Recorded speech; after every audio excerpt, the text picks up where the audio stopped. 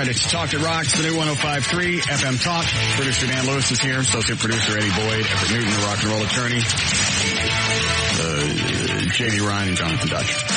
As the Beaver. Just pointing will do. It's okay. I'm going, all right, the guy in the Hawaiian shirt. Captain Ryan. Yeah, there you go. Oh, stop. Everett, Don't start it. You missed the story from yesterday. Really? What happened? I love it days that you're not here because it means the next day when you are here, we can recap. Yes. JD has a new job. Really? A series of extremely important appearances. Actually, it's a new endorsement for the station. Congratulations. That's fantastic. I'm really glad to hear that, JD. And Captain, is it Captain Morgan Rum? Morgan Rum. Right. And I know you don't drink, but you're familiar with the rum, right? Yes, I've heard of it. Are you familiar with their mascot? No. Captain Morgan? No. The guy with the great big pirate mustache. A swashbuckler. Yes, exactly. Yes. Swashbuckling pirate. Swashbuckling pirate. Excellent. Yeah. JD's going to have like 7 different appearances over, I guess, a couple of months. Really? Dressed as Captain Morgan. Hey, matey. Well, shiver me timbers. It's actually 11 appearances. Oh, is it 11? Oh. Really? And how many dollars per appearance? That many. Wow, that's pretty good. Dollars. It's twice what I normally make. That's great dollars. It really is. That'll help you pay for the parrot.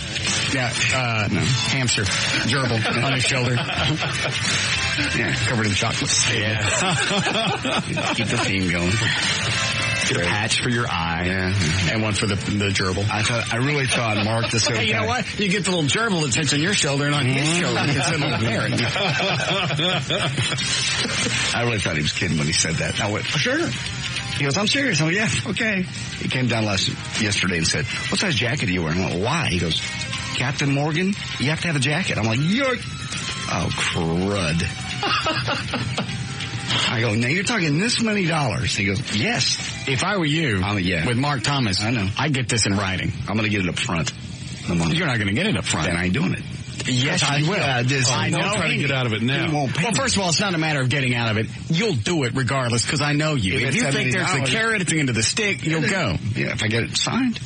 Too bad you have to walk the plank to get it. Mm-hmm. What is it? So what is it? You going to take it in writing or you want the money in advance? Because I'm telling you, you're not going to get the money in advance. Yeah, if I get it in writing, that'd be good enough. You know how Mark Thomas is? Mark Thomas is the same guy that took your voice for, who was the client? 1-800-NEW-HELP. Yeah, took that voice and stuck it on other stations and said, I didn't know I had to pay you for that. I'll make sure Wayne signs off on it. His boss. You understand these appearances are going to be packed. I'll be there. That's why he did this. Whatever's left of the little self-esteem I had left. And or career. You notice how he came to you. He didn't go to Dan. I noticed. Didn't come to me. No. Eddie. Who would do this? Who would sell their soul to be a pirate? I've got braces in college to pay for. Jesus Christ. So do I, but you don't see me stooping, so... Yeah, what he said. Yeah. You're the last person that needs to jump on JD about endorsements. I ain't wearing no funny costume. Yeah. Fancy credit card's one thing, but boy, you dress up like a pirate, that's it. Yeah. Yeah. That was a lot of years ago. Yeah, that was back early in Dan's career when he had an excuse. Mm-hmm. I have an excuse. So that was the only job that was available at the time. I need the cash.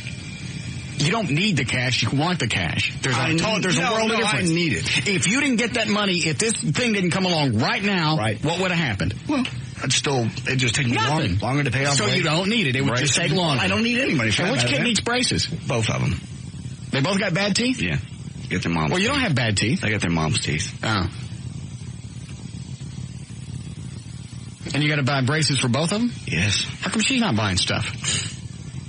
Don't even start that. Because she ain't making this many dollars dressing up like a pirate. No. She makes this. Never mind. I won't say it because... Thank you. My son listens. Yeah. Thank you. I'll say it with the mics off. Okay. You people hold on a minute, please. That's not the right hold music. One moment. We'll be back.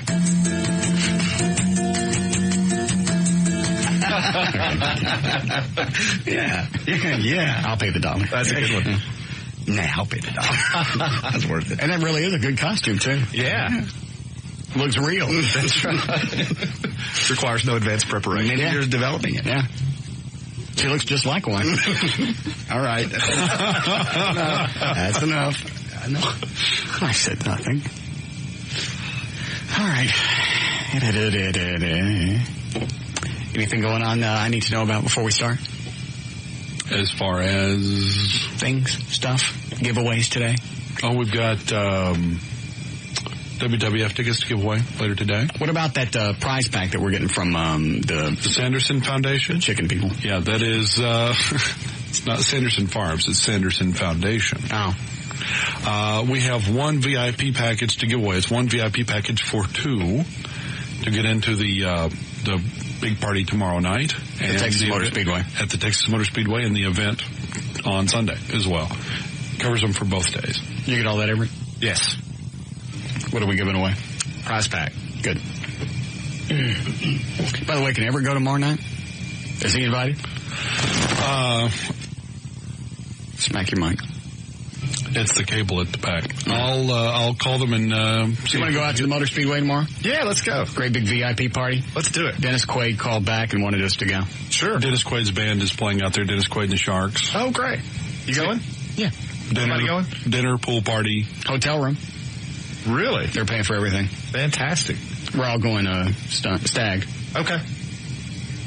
Let's Except for JD. JD's bringing Joy. Of course. Because he can't go anywhere without her. Right, he didn't even have to say Only night that. of the week we get to do anything. It's a guy's thing. It's We're going not to a pick up guy's bitches thing. there. Is anybody taking women? Just JD. Oh, so you're picking up bitches? Is that what I hear, Everett? I didn't hear And me Daniel, say you're that. picking up bitches? Okay, good to know. Yeah, we don't mind admitting it. We have balls. They are married. That don't make no difference. Everett's not married. Well, whatever. He might as well be. Might as well be. I'm not picking up bitches, but I would like to go. Dan's married. Everett's possessed.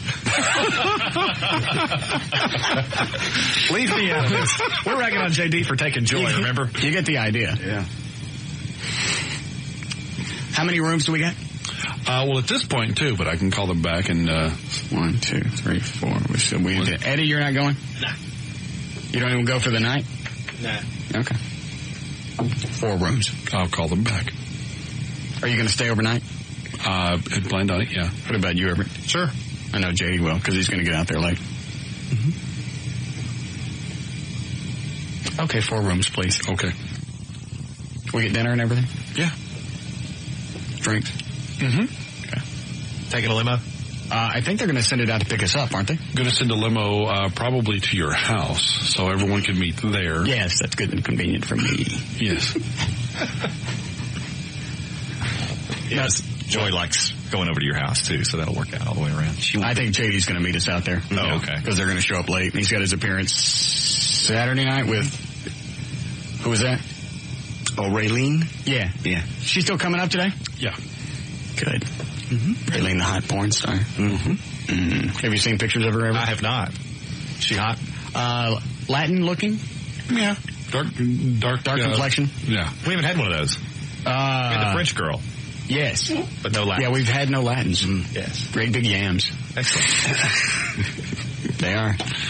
She has large breasts, too. I look forward to waiting in the hall while you... Yeah, really. When is that thing Saturday night, JD? It's okay because I'm asking. Oh, okay, 9 to 11. And you're there from when? I'm there from, I'm looking at the whole thing here. I'm there 9 to 11.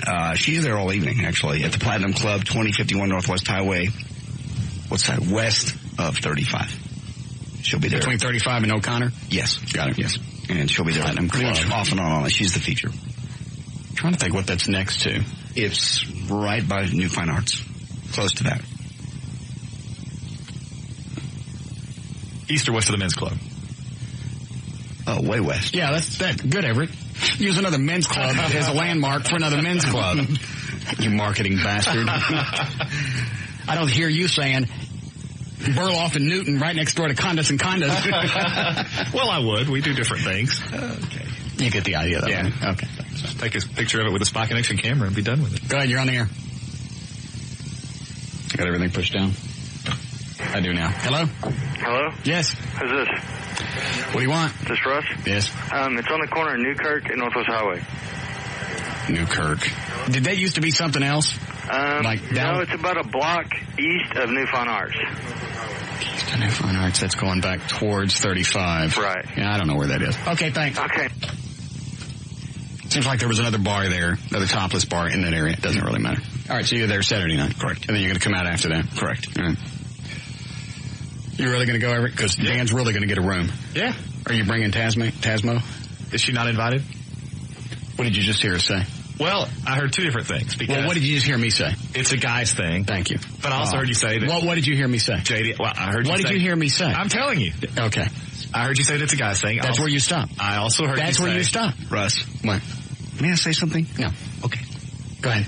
Dan's Well, I bringing- can't go ahead. Every time I try to say something, you stop me. Hold on. What's the point? I'm more interested in JD now. Okay. Yes, JD. Dan's bringing Laura. Dan, are you bringing Laura? All right, I'm bringing Valerie then. Hold on a second. Is he really? Yes, sir. Yeah. You spineless pussy! This is a guy's thing! Well, there's no way. Shut up! Could be the only one in the barrel. Sorry, Dan. Getting awfully crowded. When did this happen? You said you weren't bringing anybody. We're going to go swinging around and trolling. But I picked up a chick, my wife. You pathetic slug. What? It's a sure thing. Well, there's no way I could convince I Valerie. guess go ahead and take her. Okay. So you're going to be there all by yourself, huh? I'll do something. A lot of women there. Yeah. They're going to be a lot of wet snatches there, upset because they can't get Dennis Quaid. Yeah. You can only have one. All those sales chicks were going, oh, God, Dennis Quaid really going to be out there? Can you get me in that party? Oh, my God. They're all just... Are they really? Oh, my Lord. Which ones want to go? The Anna Kournikova chick, the... got two of them. They were all in that room back there talking. Just Any ones that I haven't banged? That would be tough to come by. Or Hargett. That's the only one. I don't take Hargett.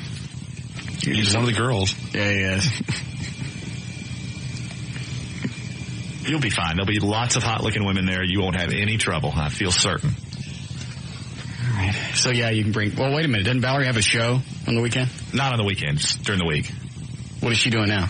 The Miss Show from 2 to 6 a.m. Monday through Friday. Overnights? Mm-hmm. I thought she was doing the Stern stuff in the morning. She's doing that, too. How's she doing both? She's not sleeping much. So she does a show... When is Mish on? 2 to 6? 2 to 6. And then she stays till how late? Till usually about 9 or 9:30, 10 o'clock, somewhere in there. Dang. Why? Because that's what she wants to do. So she works a lot and sleeps a lot. Yes. Aren't you lucky? You have a relationship, but you don't have to talk to her.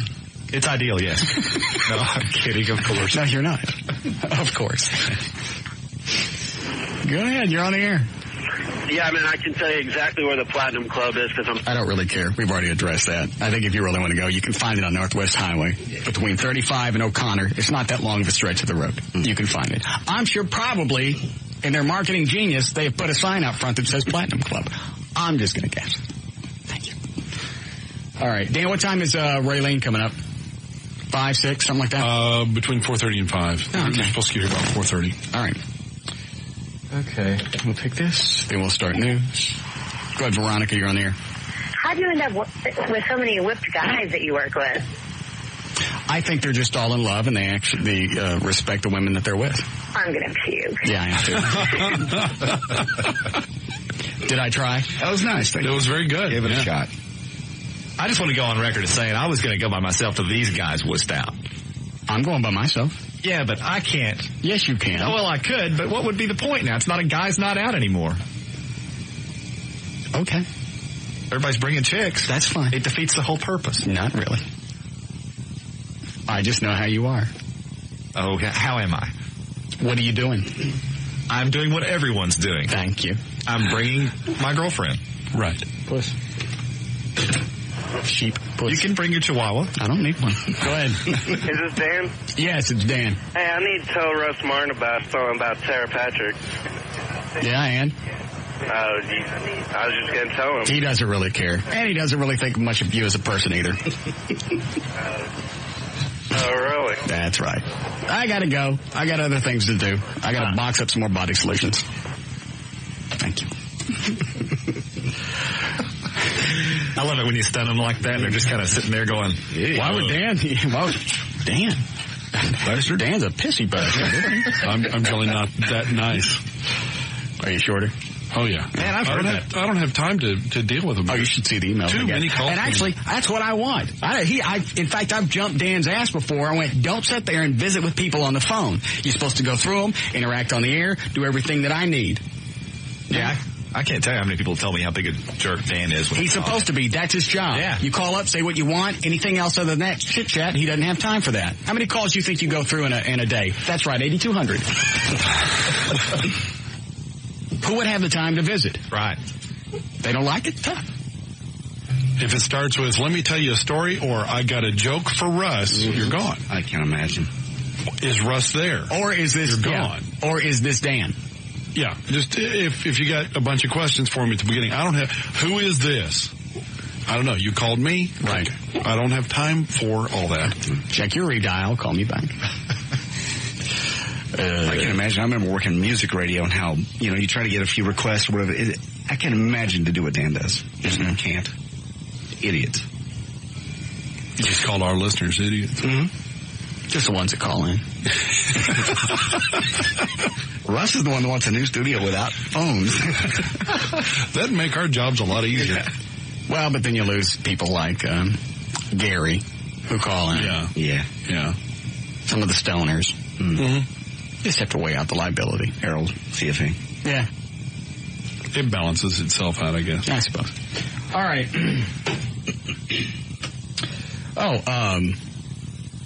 Brumley sent me an email earlier this week that said he was going to see Spider-Man today. Uh-huh. Why don't you call him and see if he wants to give us his review? Okay. Because I saw Gary Cogill, whatever. Mm-hmm. Saw his review on the WFAA website. Yeah. Now, when he do you have the audio? Party of it. Oh, I know. As long as we give him credit, I think we can run it. Now, I saw the interview that he did with that Toby guy. Right. Toby Maguire. Mm-hmm. And the dunce chick. Kirsten. Right. He didn't bag on the movie. In fact, it sounded like he liked it. But normally you don't see the reviewers bag on it when they do the interviews. Right. Even though, the interview's taped and they can go back and add whatever they want later, normally you don't hear them do that. They got to keep people happy for now. Yeah. And they do it as a courtesy to the stars so they can make sure and get an interview for the next movie. Right. Little kiss ass so you can keep doing interviews. Right. And then later, you do the real interview when nobody else is around. And that's what he did on the internet. Yeah. Actually, I liked his review better on the internet than watching him on TV. He's a little looser. He's a little goobery. Yeah. But he's still a little bit looser. Anyway, see, can you get a hold of the Brumley? Yes, thank you. Right. Spider-Man, got no plans. Lion span. Anyway, here we go. It's Spider-Man Week. It's Spider-Man Week. And we got this from where? This is from WFAA.com and the Gary Cogill Weekly Review. All right. How do I tell you this? I am so disappointed in Spider-Man, and I went in, not with huge expectations, but anticipating that I couldn't wait to see Spider-Man. And you know what? I thought the film just did not work for me. I will tell you that it did work for some of the people in the audience. I'll be shocked if I read rave reviews like A+. I'll see a lot of B's, B minuses. See, that's what I said. Mm-hmm. Well, you said a C. I gave the movie a B minus. You didn't think there was any problem with the plot? Well, no, I think my problem with the plot is they spent too much time on the love story and explaining the love story. I thought you said, well, you got to have that with character development. No, I said they did that for the chicks. They did it to make it more palatable for women to come in and watch the movie. You got a guy running around in his underdrawers. Why wouldn't chicks want to see that? Seriously.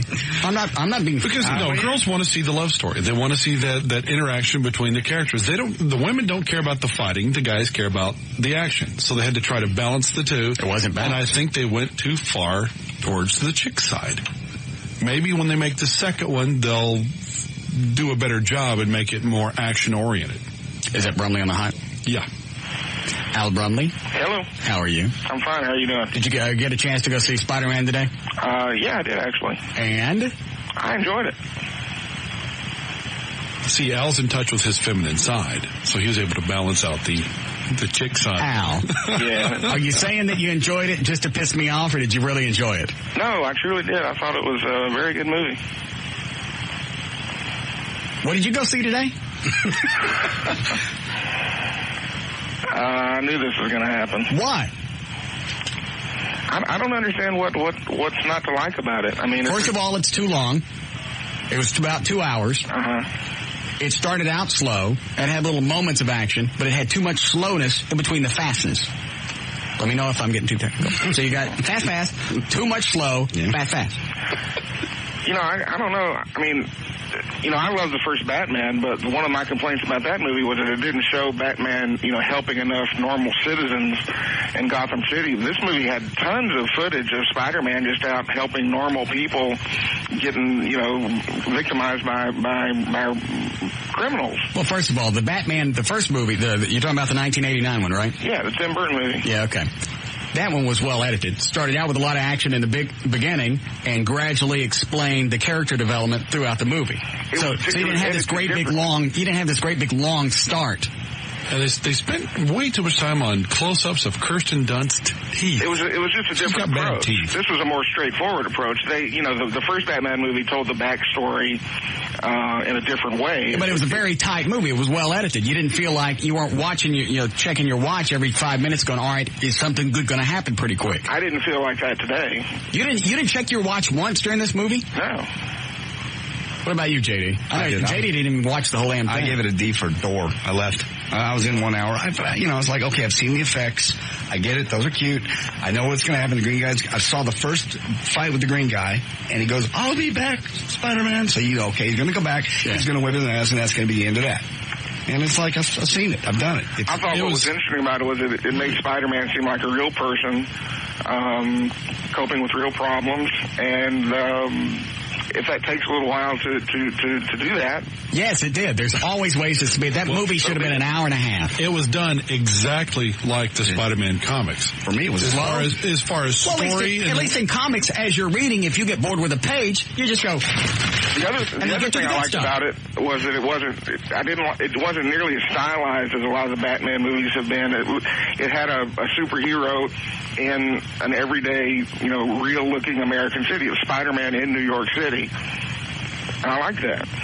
As opposed to the dark and dreary Gotham City. Yeah. Well, what about the first Superman? The first Superman was set in supposedly New York. That's all right. Metropolis. Yeah, but they really geeked it up. But that was a movie produced by I forget their names, but they were not Americans, and it had a very strange feel to it. It had a foreign It had a weird texture, but it was still better edited, and the similarities in the Spider-Man and the Superman, you see the little things sprinkled throughout. It's like, as Spider-Man's running down the street, and he pulls open his shirt, you see the little spider logo. Yeah, I think that was just probably a joke. I mean, Aunt May said at one point, "You're not Superman." I mean, I think there was just little nods to Superman. And then you got, in the Superman, the father dies. Mm-hmm. Right before he gives him advice. Well, I'm not sure why you shut up. I'm not really sure. Story. I'm not sure why you're here, but blah blah blah. And the same thing in Spider-Man. Right. With great power comes great responsibility. Well, that's been in Spider-Man since issue 1. I don't care what it's been in. It looked like a rip-off from Superman. Well, that's a Spider-Man story. Well, you can say you're sorry. If you got to explain stuff, then it sucks. If you didn't have to be explained. Yes, it did. They obviously took it from Superman. They had to explain how Batman came to be. That Batman didn't suck. Well, how come is it when I watched the Batman, I didn't see rip-offs from the Superman? That's right. You don't have an answer for that, do you? Even some of the graphics were just obviously computer generated. The effects were something you'd see in a video game. Sure, they're computer generated. There's a man swinging around. Well, you're not supposed to say sure. Yes, I saw Superman. I believed a man could fly. Excuse me? Wasn't that? Yeah. I didn't hear what you said. Nothing. You're not supposed. If it's supposed to be seamless to go back and forth between live action and computer generated graphics. Well, I will grant you the special effects were not perfect. I wouldn't even say that they were great. I'd say they were good. For today, for state of the art today, they were good. Average to good. But I still enjoyed it. I thought it was a very good movie. I thought it made Spider-Man seem like a real person. He was too wimpy, too queerish. Too what? Too queer-ish. Oh, please. Al, you cannot look at that Toby guy and not see queer. Yeah, this is a man who's been obsessed with a woman since the first grade, and he's homosexual. Yeah, that's a good argument there. Inner turmoil. That's why he's afraid to move on her, because he's afraid a relationship would ensue, and then he would have to fight his own inner turmoil. Yeah, all the homosexual men I know have been obsessed with women since the first grade. He runs around in tights. So does Batman. That's a different story. Batman's got a cool car. Did we ever find out what happened to Spider-Man's parents? Spider-Man doesn't need a car. Hey, what happened to Spider-Man's parents? I don't know. I'm not a big Marvel person. Dan. I'm a DC Comics guy. Say it again. What happened to Spider-Man's parents? You know what? I don't know. You ready? From the crash. Let me also say that the New York Times gave this movie quite a good review. It's set in New York. What do you expect them to say? They could have easily said they didn't like it. Yeah, they could have, but they didn't. That's because it's a good movie. It's not a good movie. It blows. Here's what I'll tell you. This weekend, it'll be number 1. Oh, sure. It'll probably be number 2 or 3 next week. It might stay at number 1 2 weekends in a row. Howard Stern's been creaming over it all week. And? I don't know. Okay, thank you. I'll give it top week 1 and 2. Yeah, 1 and 2 at least. And then word of mouth is going to spread really quick that it blows, and it's going to drop. I bet it's not even in the top 10 by the 5th week. Nah, you're crazy. Bet? It's going to be one of the top 5 movies of the summer. Bet? What you want to bet? I don't know. I throw something out. 2 weeks at number 1, then it starts to peter out quickly. Well, most films do. Not blockbusters. Yes, during the summer. Batman was number 1 for like a year and a half. It was. It was Blockbuster 2 summers in a row. Yeah. You didn't like Randy Macho Man Savage? You didn't like all that? I wanted the Slim Jim.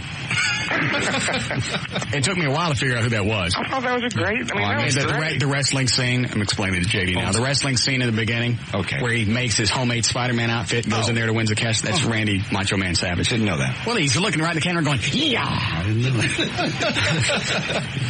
Don't watch. Didn't I tell you, the best thing I liked about the whole movie was the editor of the newspaper. Yeah, he was very good. That was a great J. Jonah Jameson. I don't know who that guy is, but he played a great Jameson. Had the haircut exactly like it was from the cartoon and the comic strip. That was perfect. It was sad that he wasn't in there enough. Yeah, they nailed that guy. Had him perfect. So what do you want to bet there? $50. No, let's do something demeaning. You demean me every time I talk to you. I just let you give your review.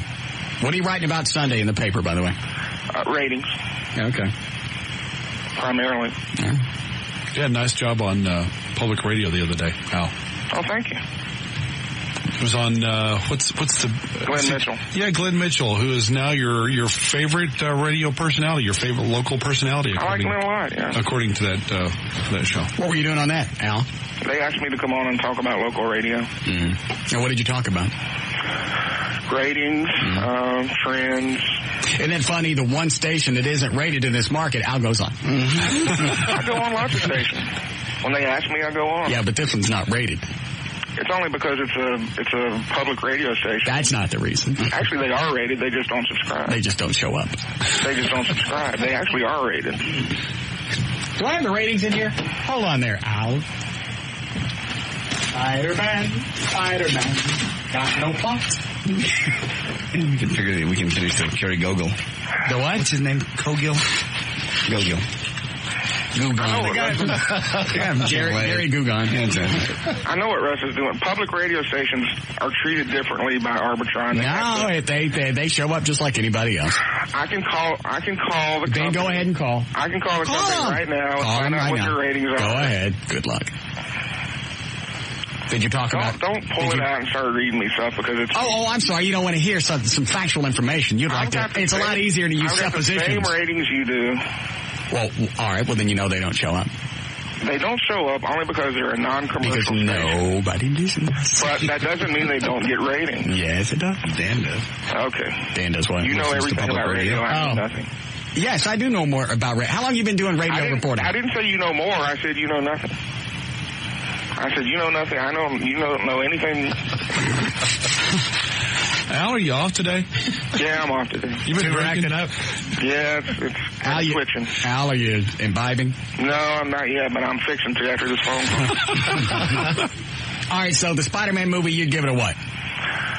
Well, we rate movies by grades. I would give it a B or a B+. Well, that's what I gave it. So. All right. Eddie, would you give it an F? An F? Come on, Eddie. That was the worst movie. The worst movie ever made. Hold on, Zoolander. Oh, second worst movie ever made. Waterworld. That's ridiculous. Third worst movie ever made. Wait a minute. Eddie, you're saying this is worse than the last Batman movie made by Joel Schumacher? Where he fagged up with Batman? Mr. Freeze? Oh, I like Arnold Schwarzenegger. What? Yeah, I thought that was a cool movie. That was a good movie. You liked it. That one was awful. You're doing that just to piss him off, right? Yeah. Yeah. All right. Yeah. Like, send him into Microsoft protection mode like Dan. I know what he's talking about. Anytime you say anything about Microsoft, Dan's all out. It's hilarious. It doesn't matter what it is. It's like I put an XP on my computer, and I couldn't figure it out, so I took it off and went, this blows.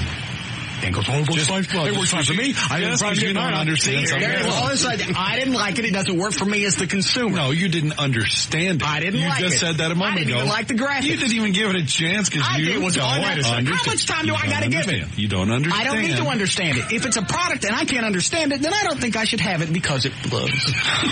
Okay. Anything you don't understand blows. This is actually a thoughtful superhero movie. A what? A thoughtful superhero movie with a little thought put in it. See, that's not, as a guy going to an action movie, normally I want to see. So no wonder you guys didn't like it. You know, it's an action movie. He's a superhero. Anybody can fall in love. Not everybody can swing from buildings. That's what I want to see a lot of. So there you go. I don't need to see both. I know how people can have lives. I want to see people swinging from buildings. He swung from many a building. Not enough. And it was too much computer. It was too much computer stuff. It's like watching a cartoon. Again, I'll grant you the special effects were not that great, but they were good enough for me.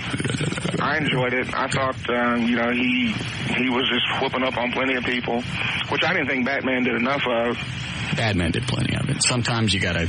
And I would just like to tell the listening audience out there, do yourselves a favor, go see this movie. It's really good. I say wait for the DVD and fast forward to the slow crap. What? All right, so anyway, what's the bet? You want to bet? I don't understand what you're looking for. What do you want to bet? You want to demean me. What could you possibly do that demeans me more than you do every time you talk to me? Women's clothing. No, that's too easy. I'll think about it and I'll call you back. You do that. All right. I can't hardly wait. Possibly later in the day. You going to be home today? I'm home. All right. Thank you. I'll go break out the Jim Beam. All right, good. Have lots. Fine. All right, buddy. Al Brumley from the Dallas Morning News. Read his column this Sunday in the Dallas Morning News. The early Bulldog edition Saturday morning around 10 o'clock. The Dallas Morning News. All right. Do we have to break here? Yes, please. All right. Oh, here comes alcohol. Oh, they're not bringing it in. They're just showing off. Yeah. Wayne Walker and Bob McNeil. I'll grab this, Eddie, and then we'll break. Yeah, Jack? Yeah. Hello? Yes? Yeah, I don't see how you can even dislike this movie whatsoever. I don't like it. I don't know. It don't work that way. Yes, it does. I don't like it. I don't like it. Like the graphics, you say they were poorly done. They were... Oh, dude, it was like the best graphics you could ever imagine, dude. Because have you ever seen a body fly through the air? Jack, when they went back and forth from live action to the computer stuff, you could tell. The idea is not to be able to tell. Yes? No. Yes? No. Oh, so, all right, so you're saying when they make this movie, they go, all right, here's what we do. So they can tell when we go from live action to computer generated, we'll have a big flash or some kind of placard come up and go, this ain't real. Well, it's like how it went from live action this ain't real. to him swinging from 1 second to the next. It's like... How old are you, Jack? 25. All right, go ahead. Well, no, man, they did everything possibly they could have ever done to this movie to make it... Jack, are you in line for Star Wars right now?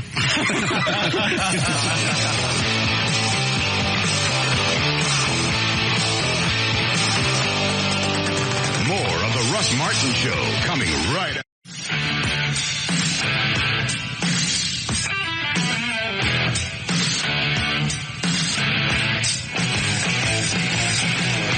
Are you sure? Yes. That's what they said. Both of them said that. The alcohol that both Bob and Wayne had. Waving in the window. And I went, thanks for waving it and not sharing it. They went, that's y'all's anyway. I went, what? Who did they get it from? I don't know who's out there. Did you bring alcohol? Did the fireworks guy bring any alcohol? No. Well, where'd they get it? Well, then he's lying. All right, then they both lied then. They both independently told me that was our alcohol. Really? Yes. I was walking. Where are they right now? In their office, I suppose, in the building somewhere. Eddie, do you mind? Bring me back a finger just to prove you were down there. All right, you ready to start news? Sure. Yeah, my audio. Finish Gary Kogel. Oh, yeah, let me run it back. It's not like him to absolutely slam a movie, is it? Never. He's normally a kiss ass, because he has to be, yeah, because otherwise, that's the way you get to keep reviewing, is even if something's bad, you go, well, it's not what we expected, but it's a really good adaptation. Or these people will find it interesting. Yes. Anyway, here we go. It's Spider-Man Week. Once again, we stole this audio from WFAA.com and the Gary Kogel Weekly thing. How do I tell you this? I am so disappointed in Spider-Man, and I went in, not with huge expectations, but anticipating that I couldn't wait to see Spider-Man. And you know what? I thought the film just did not work for me. I will tell you that it did work for some of the people in the audience. I'll be shocked if I read rave reviews like A+.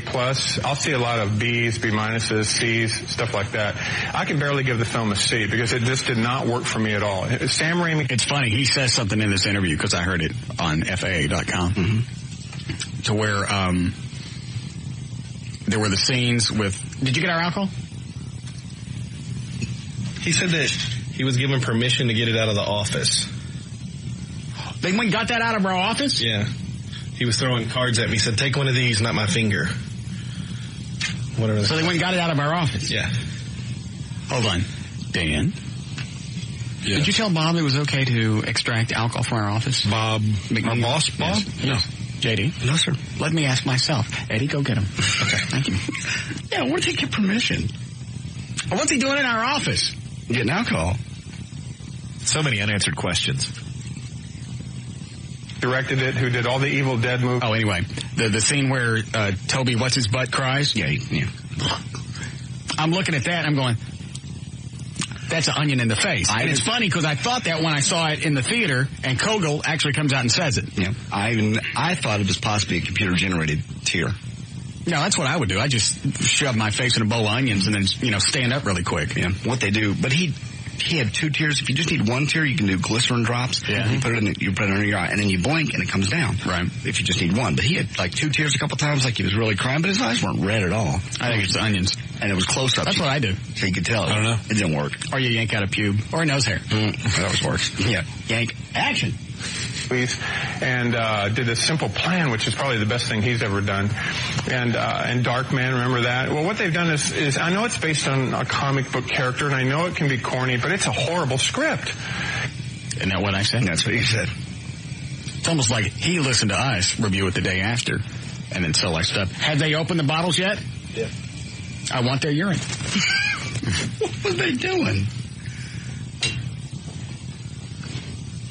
There has to be some type of penalty phase here. They just can't go into our office and steal alcohol. I'll think about it. Who was with Bob when this theft occurred? Wayne. Oh. I know one thing. They better come off with some pointy hats pronto. Yeah, when's the deadline for the pointy hats? 7 days. Okay. Because if they don't, then we're a breach, right? Absolutely. Okay. And yes, the Spider-Man stuff is kind of fun. I think Tobey Maguire's kind of comatose through it, and the whole romance with Kirsten. That's another thing that I didn't mention. He just kind of thumpered through the whole movie. You never really saw any strong emotion out of him. Except when, right there at the end, when he's about to kill the green guy. What happened? Because I was long gone by then. Oh, yeah. What?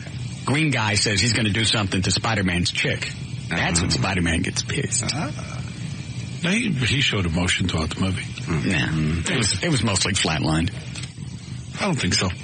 If I could look at a movie and go, either A, I could do a better job if I could shoot it in one weekend, or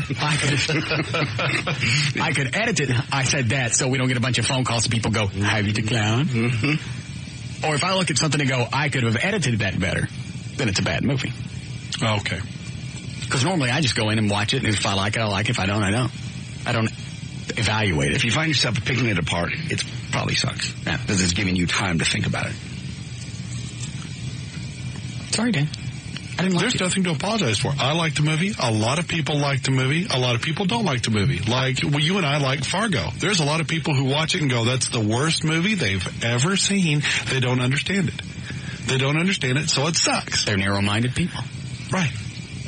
In your mind, they're narrow-minded people. There's a lot of people that don't like Raising Arizona. We think that's one of the greatest movies ever made. Same with Microsoft and XP. That has nothing to do with it. Sure it does. There's some people that don't like that It's at all. not a movie. It's something people have opinions on, both pro and con. I was talking about Russ and not liking XP because he loaded it and didn't understand it, so he took it off. I didn't like it.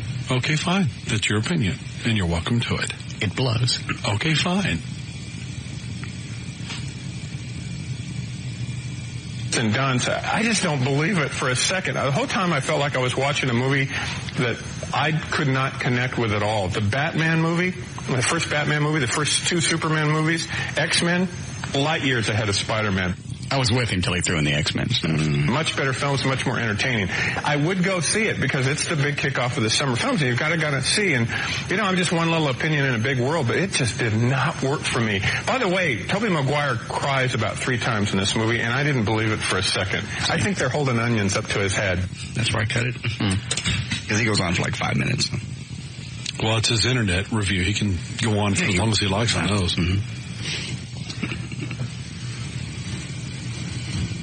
A very disappointing movie. Okay, for you. With all the hype. I'm sorry you were disappointed. I'll make sure Stan Lee writes you a personal apology. Stan Lee is a pole smoker. Go ahead, you're on the air. Hey, Russ. How the hell did you get a hot porn star to fall for you? I took XP off my computer. Man, you got this girl calling other porn stars, telling her not to talk to you and everything. I mean, she must love you, or does she say I love you, or stuff like that on the phone to you? I don't recall. Well, when you're talking to her, you do say, love you. Well, that's just a little, Well, pretty soon that's going to turn into the I love you. Oh, no. She's going to be moving in the house. No. Moving her mom in. No. She doesn't have a boyfriend. Well, I mean, you can get a little woman's touch in there. Maybe she can, set it up to where she can work at home. Bring other guys by during the day. Home movies take on a whole new meaning. Do you mind if we shoot in here? Yeah. There. We're going to do the doggy scene in here on top of the countertop. You watch TV in the other room while I'm spreading my legs. I mean, why are you not letting other porn stars come by and, caving into her on the phone and stuff? I haven't caved into her. The porn stars are the ones that are caving in. Tara Patrick was the one that said, I don't want to go do it. So what's your question? I mean, it sounds to me like... What's the question? Is there yes, that's exactly. She has me wrapped. Well, I mean, how soon to the wedding? We're not getting married, and she has me wrapped. I think they're ready to have their windshield cleaned.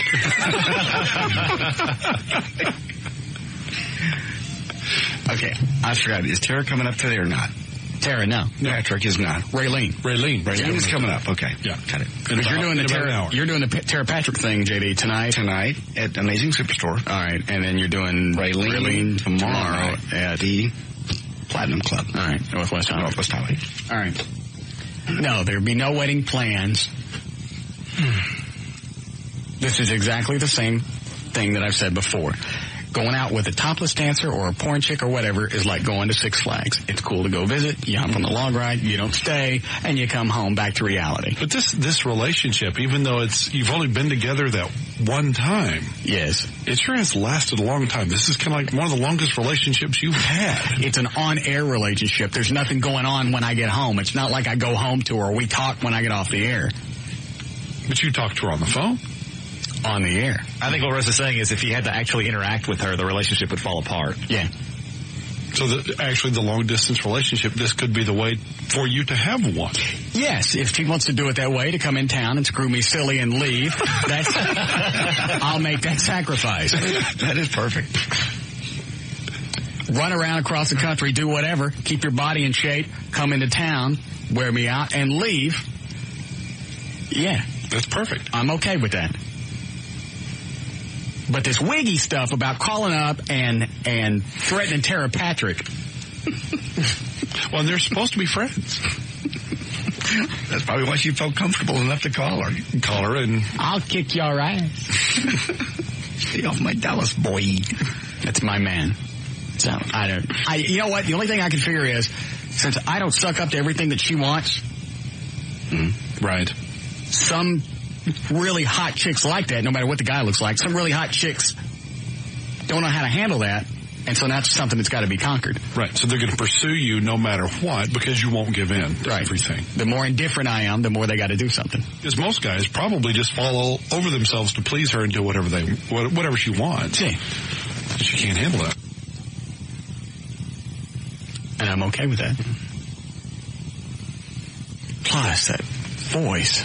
I know. Jeez, bless her heart. And then when the body goes, and she's still got that voice? Yeah. Oh. Yeah, tack on 50 years and still having that same voice. Edith Bunker. That's a meemaw you don't want to hang out with. Tanning the whole time. Yeah, you have to. All right, you ready to start news? Sure. Okay. You have the other audio? Did you give me more than one mini disc? Over there. This one? All right. Dan, has engineering looked at that cable on your mic? I have left a couple of notes, but engineering's they're not here. See, engineering is putting together the news studio, so they don't care about So we don't care about the current on-air sound? I guess not. Okay, I'll take care of it. You ready, John? Yep. 408 at KYNG, Dallas, Fort Worth, Texas. J.D. Ryan is on the Mute, 105.3 FM Talk with News. Thank you, Russ. Get away tax-free. Some people are doing it every day. Marty Griffin shows you just how dangerous it can be. Tonight only on WB 33 News at 9. The right choice at the right time. Here it is, Friday, May 3rd, 2002. Birthdays today and over the weekend. Greg Gumbel, Brian's little bro, is 56. Frankie Valli's 65. James Brown turns 69 today. Lance I think it's Bass from NSYNC is 23. Pia Zadora is 48. Ookie. And Tina Yothers from Family Ties, 29. Let's see here. On Monday night, 8-week-old Jasmine Dingman was left in a parking lot strapped to a car seat for 5 hours. Her father was arrested and charged with abandoning and endangering a child and taken to jail. Her mother was also arrested on a theft charge the same night. Jasmine's father is Chad Dingman. Mother, Crystal Dingman, 17 years of age, has defended her husband even as she packed to move out of their apartment. Ms. Dingman said she believes Mr. Dingman simply forgot his daughter and didn't intend to harm her. Quote, he loves her, he just sat her down and then came inside. He's never done anything like this. He'll burp her and feed her, but he won't walk her because he doesn't want to drop her. See, he really does care. Walmart has agreed to pay $130,000 to the estate of a man who shot and killed himself after buying ammunition at the store. A lawsuit accused the store of negligence for selling bullets to Matthew John Van Grafeld and for failing to supervise its employees. Told of the threat, this guy said he was going to shoot himself, so they called all the Walmarts and said, look out for him. And one of the employees didn't get the word, sold some ammunition to the guy. He shot himself. Walmart's paying $130,000. A popular science teacher and her 15-year-old student apparently tangled in an intimate relationship that has equally captivated and horrified their school. They were discovered in Las Vegas in a hotel room they had fled to together. Tanya Joan Hayden, 33, and Richard Pena, 15-year-old freshman, were found by police investigators in a room at a $39 a night New Frontier Hotel and Gambling Hall, the place where Elvis Presley reportedly played his first Vegas gig in 1956. She had now been arrested on suspicion of first-degree kidnapping for bringing a minor across the hit lines, 15 and 33.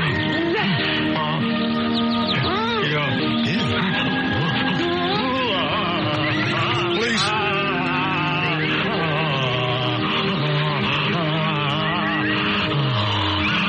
All right, that was my favorite. Dallas Cowboys going to be the subject of an HBO special, Hard Knocks, the football reality show this year.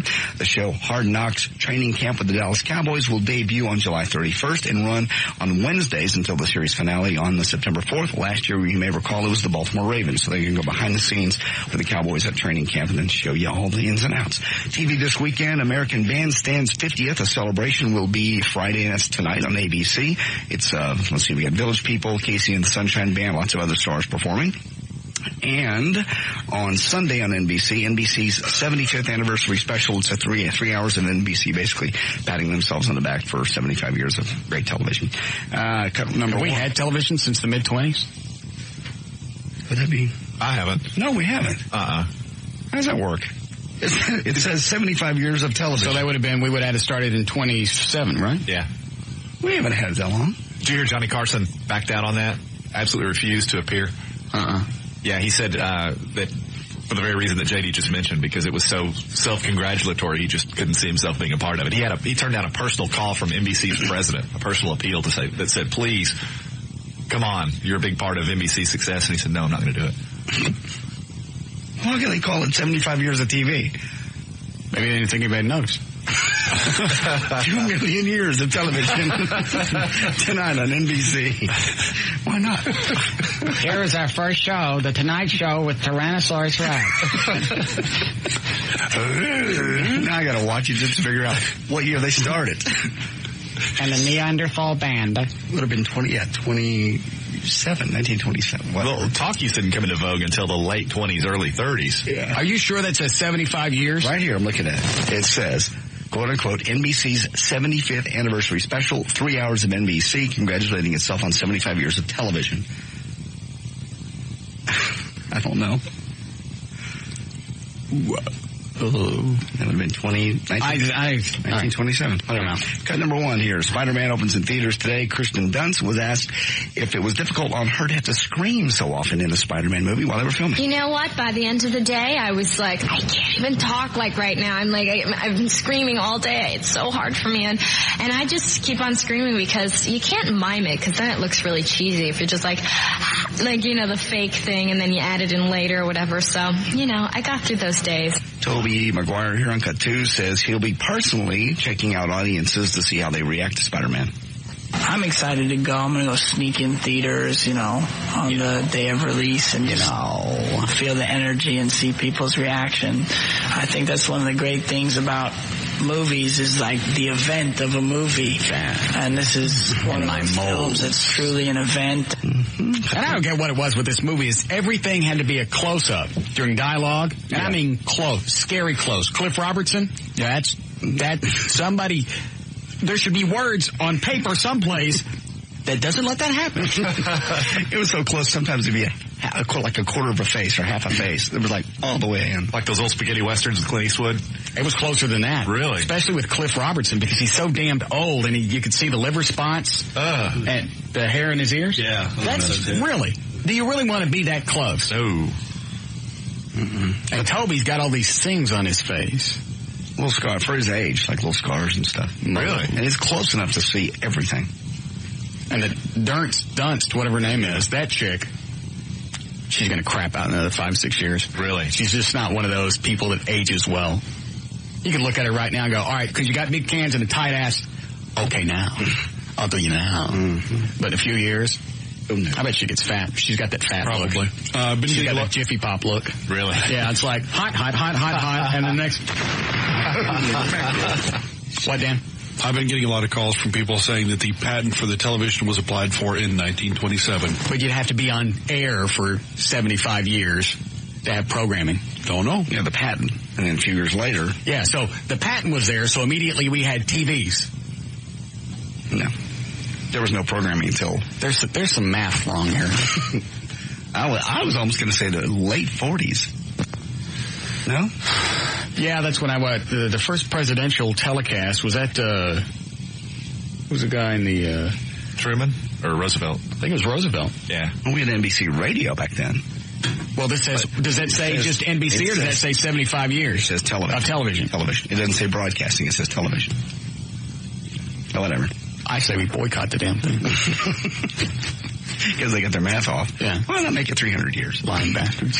Cut number 3 here is a scene from Spider-Man featuring Kirsten Dunst and Tobey Maguire. Little love. The fact is, I'm in love with somebody else. You are? At least I think I am. It's not the right time to talk about it. No, go on. Would I know his name, this guy? You'll think I'm a stupid little girl with a crush. Trust me. It's funny. He saved my life twice, and I've never even seen his face. Oh, him. You're laughing. No, I understand. He is extremely cool. But do you think it's true, all the terrible things they say about him? No. Not Spider-Man, not a chance in the world. I know him a little bit. There we go. That's gripping. You could tell just by that. That's about the pace of the movie. Really? Yeah. And then he'll swing from the buildings, and then he'll go back to this. That's about right. I mean, I know it sounds shallow and really guyish to go, well, I wanted more action, but I wanted more action. Right. There was just too much dialogue, too much character development. I don't care. I know he's a guy. He gets bit by a spider. Let's swing, bitch. And then at the end of the movie, you know, she's saying, I really love you. I don't love Spider-Man. She doesn't know that he's Spider-Man at the end of the movie. So you say, well, she's going to fall in love with him for who he is. Like that's going to happen. Chick, tight ass, great big can, she's going to fall in love with the geek. And he has to tell her, well, I can't do this. It's worked for you. What? Ooh, damn. What's worked for me? Chicks with tight butts, big cans falling for you. Uh-huh. I said a geek. Oh, okay. You tired of eating solid food?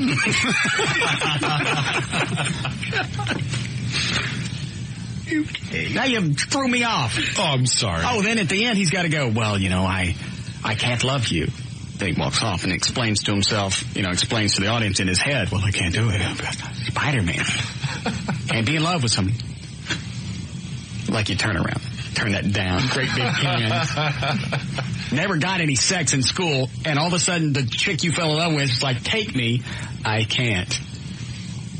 That's weird. Thank you. Yeah, it kind of defeats the purpose of being a superhero if you can't be a good tank. And finally, last cut is number 4. Sid Caesar is among many stars who will celebrate NBC's 9 millionth year of television Sunday night.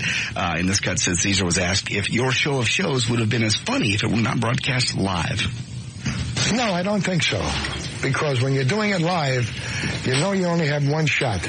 You know that? I mean, and all your adrenaline comes up, and you really do it, because that's the only time you're going to do it. You can't say, I can't cut. Actors are so full of crap. Nobody in the audience gives a crap that it's live. No. They don't. Well, they might have then. Yeah, it was a novelty then. Because we're so used to, well, it was all they had. It wasn't a novelty. That's all they had. But it does make your adrenaline flow when you're going something live. As an actor, but the audience doesn't care. For the actor, and it adds an energy to the performance. Nah, when you're doing live stage, Saturday, I've done live stuff. I do it every day. I don't get no thrill out of this. In fact, it irritates the hell out of me. You'd rather be able to roll it back and go, all right, do that again. Yeah, that sucked. Let's do it until I get it right. Okay, but it adds for the performer. You don't think it adds a different energy to the show? If we started taping this show, it would be much better, and it'd only be an hour and a half long. Because we'd edit out all the snot. This conversation you and I are having, it wouldn't make it on the air. Okay. It wouldn't. You got a point. Live blows. Edited rocks. Okay, fine. Remember that when you're taking your college course. Okay. All right, there's news. Let's see. Amazing Superstore tonight. Come out. We're going to have Tara Patrick there. She'll be there starting at 7 o'clock. I'll be there from 8 to 10. It's a Reeder Road at Royal Lane, just east of I-35. We'll have prizes and stuff. It's Amazing Superstore. I'm J.D. Ryan on the Talk That Rocks Texas, the new 105.3 FM Talk. More of the Russ Martin Show coming right up. All right, 427, J.D. Ryan is here. Everett Newton, the rock and roll attorney. Eddie Boyd, producer Dan Lewis. Are they paying attention in the other room? The lovely studio audience.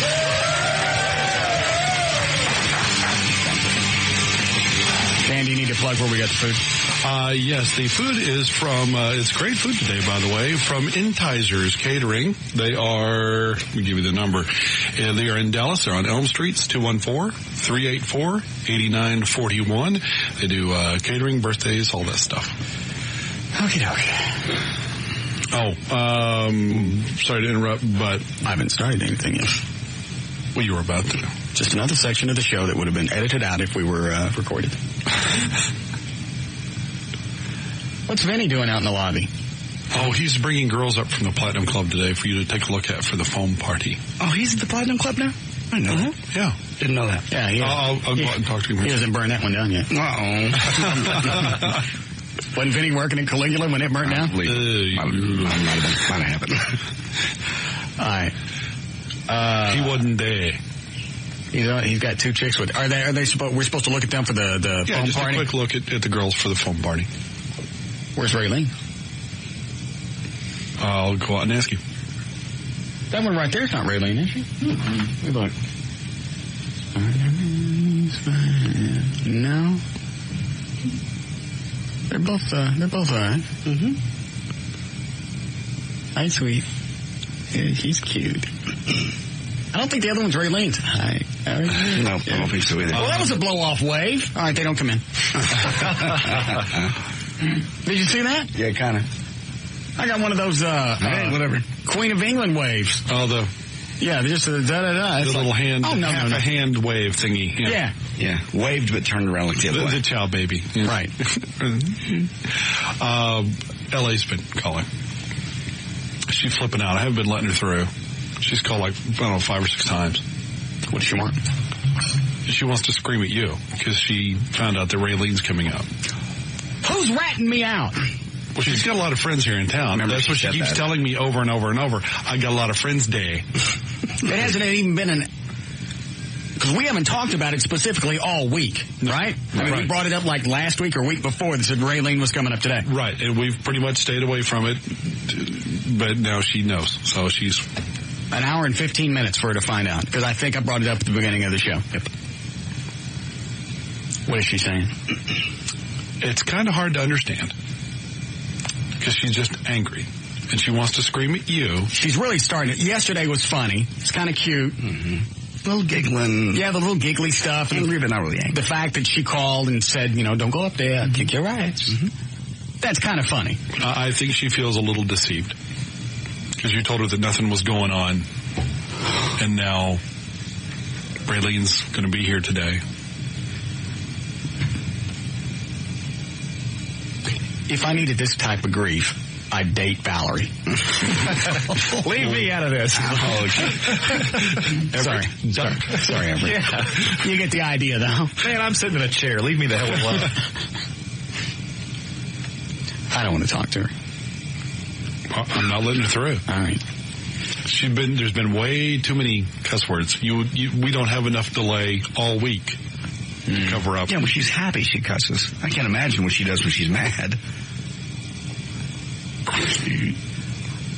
I'm not really sure I understand all of this. It got pretty close to where I understood her perspective of, I don't want you banging anybody else in the porn industry, because if I say, hey, I know Russ Martin, and they go, hey, he banged me too, then it looks weird.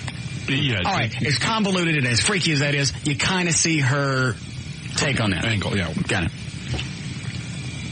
But then she doesn't even want anybody coming up here? Mm-mm. Evidently not, because she knows if they get up here, they're going to see how hot her man is, and they're going to want him.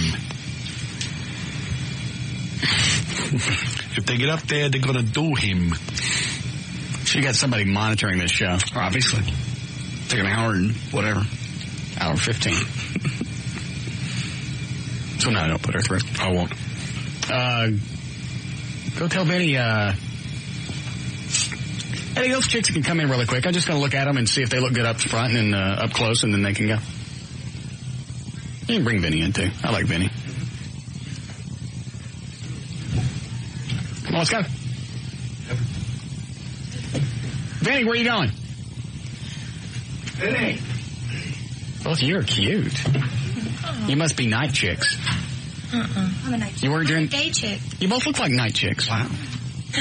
See, that's where you go, thank you. Okay, never mind. How long you been over at the Platinum, Benny? 9 days. Really? Yeah. How long before you burn this one down? I still got the lighter in my pocket. So that's it? You only bring us 2 girls for the foam party? You gonna bring more? Yeah. Matter of fact, I'm working on it right now. You just get up? Yeah. You look tired. Thanks. Big night last night? Very big. And Raylene's doing great. Okay. She coming up? You shaking your head no? I guess somebody must have made a phone call. Is she not coming up? Evidently not. All right, Benny, thanks for coming in. These 2 will be lovely. What do you got? What are your names? I'm Cream. Cream? Yeah. And what is your name, sweetie? Sasha. Yes. What are you doing? You're the one that gave me the little halfway queen wave. Yeah, it's me. Yeah. Couldn't even finish looking at me while she's waving. It's hi. Whatever. Something more interesting over here, but you're still getting away. Something sparkly over in this corner. Yeah. Is that money? Is that a lap dance over there? I'm still waving. Shut up. I'll be there in a minute. Yeah. When do you dance again, sweetie? Oh, I'll be there Thursday through Saturday.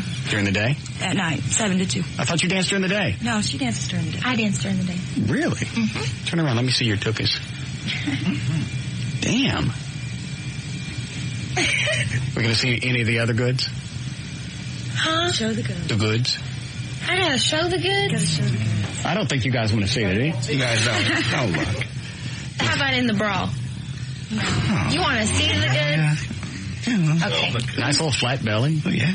Oh, yeah. I wasn't done looking. Why is it JD is always in my way? Every time this happens, can't see. Those are really nice. Oh, yeah. Very nice. Thank you. Nice total package day. What about you, sweetie? Nice little flat belly. Oh!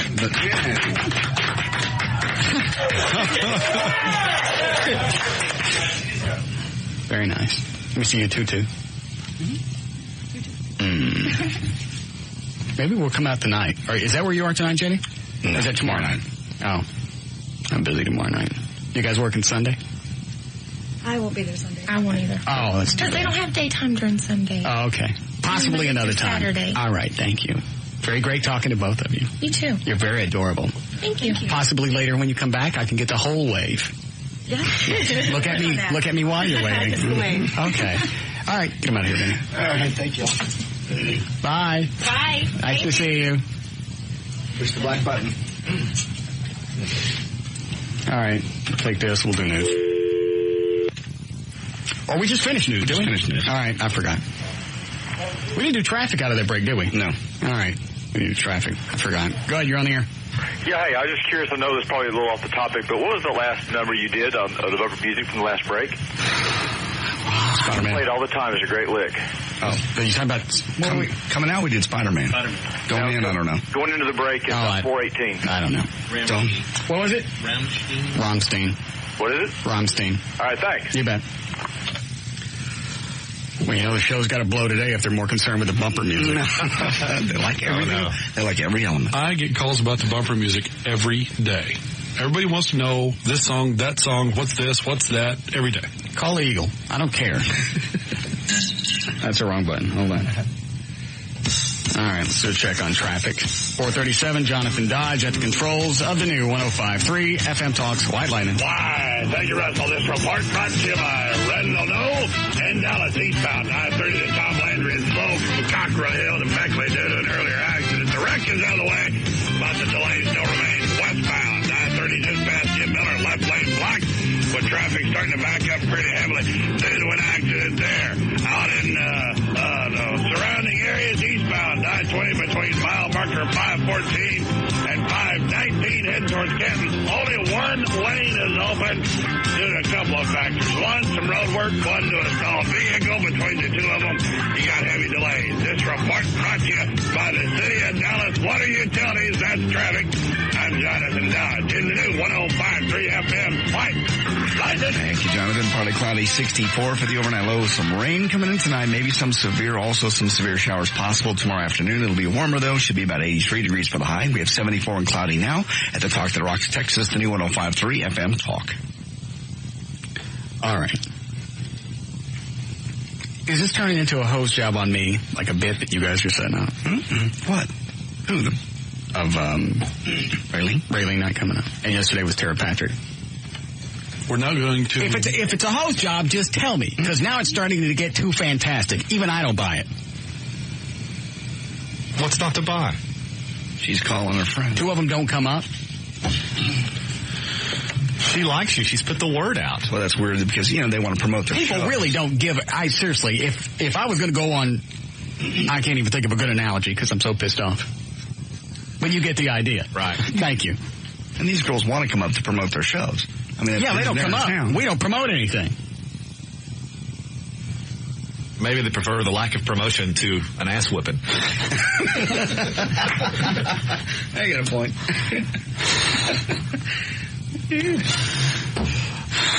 Go ahead, you're on the air. Hello? Yes. Russ? Yes. It's Bruce. Hi, Bruce.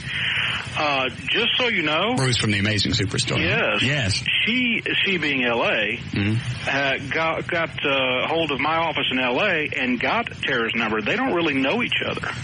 She said last week, earlier this week. No. She said before that she knew Tara. No. She called the office, got her number, and called her, and Tara didn't really... Well, wait a minute. So they just give out phone numbers at random? No, L.A. knows. I mean, obviously, we've signed her. She can call my office and get a phone number, and that's what she did. They don't know each other. Tara was... That's not what I got out. Didn't she say earlier in the week she knew her? She says I know her. They didn't say they're buddies, but she said I know her. Well, okay, and I'm sure she knows Raylene too, right? I don't know. Well, probably. I don't even know if that's why she's not coming up. Nobody's actually said, and I don't even know if I want to know. Yeah. Because now it's just sounding too fantastic to where I don't even buy it. Well, don't let her boil a rabbit at the house. What does that mean? From Fatal Attraction. I didn't see that. What happened? You should see it because I think you're... I saw the stinking movie.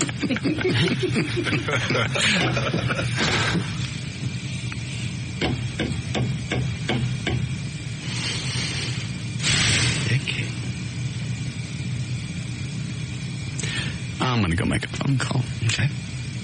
To? Someplace that's not here. I got you. Tell you what, Eddie, let's do this. I'm going to go down to the office, take some of the members of the studio audience. What are we playing today, by the way? I have white trash. The trash is white. Yeah.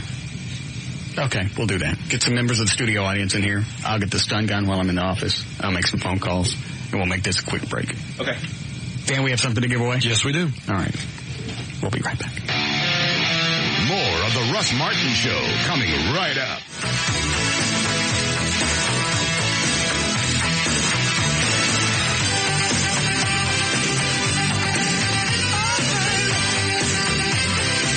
I just went down to the office, or actually went in the other room and checked my voicemail because I didn't have time to go down to the office during this break. Mm-hmm. I got messages on my voicemail. Mm-hmm. From?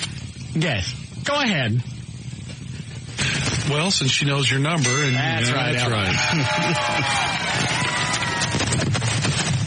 Smack it. Smacking it doesn't do any good. It's the cable in the back. Why didn't they fix it? Because there aren't any mic cables. They're all gone. They're elsewhere. Let me turn the mic off and smack it anyway. See, perfect. Mm-hmm. It lasts for a couple minutes. And you're not touching it. I don't understand why it comes and it goes. I don't know. I'll play you as much. I already got David, our production guy, downloading these messages. Mm-hmm. Okay. I'll play as much as I can before I have to hit the delay.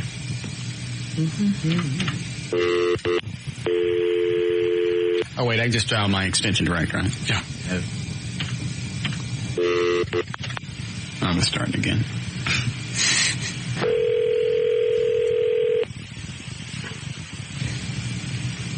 Mm-hmm.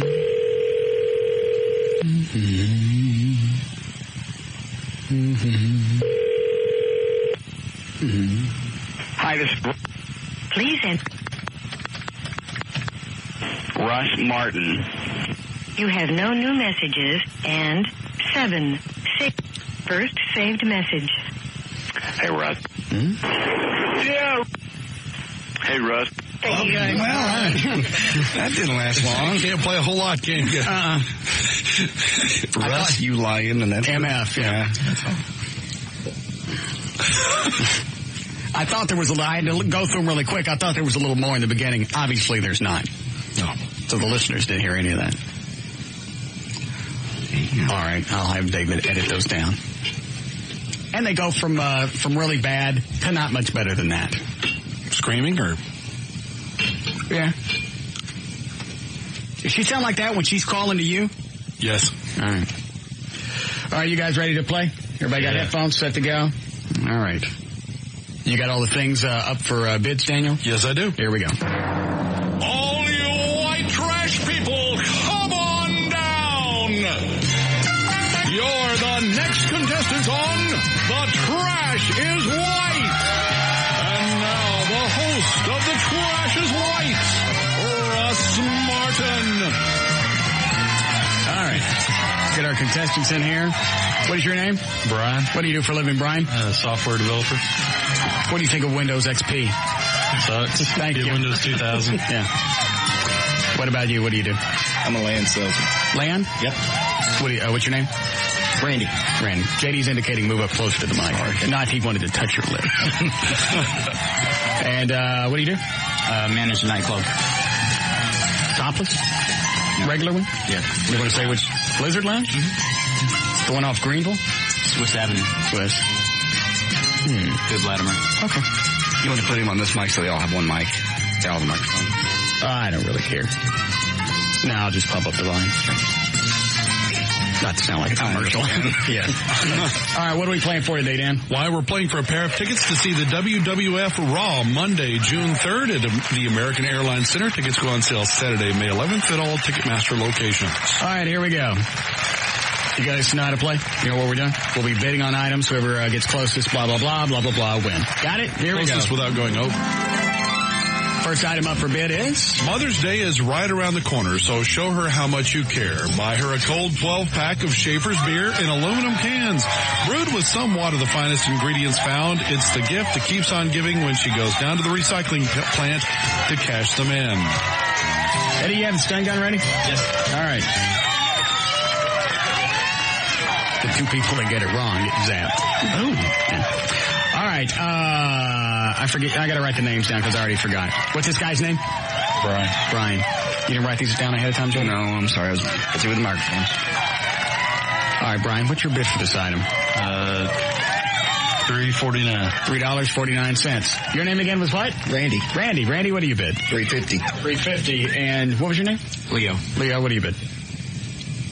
$4.25. $4.25. Actual retail price is? Actual retail price is $8.98. Leo's the one that got it right? Yes. All right. Randy and Brian get it. Did someone squeeze? All right. I forgot what we do next. Oh, we have another item. Oh, okay. Who got that one? That was Leo. It's funny just to watch. Eddie, instead of doing them both, just pick. Yeah, just pick one. Pick one at random. It adds to the excitement for all of us. Here's the next item up for bid. Is gingivitis eating its way through your gums and causing you to have bad breath? Well, of course it is. And now you can solve both problems with one product. It's Tic Tac Breath Mints. They'll fix up your breath, and you can use them to replace any missing teeth to brighten your smile.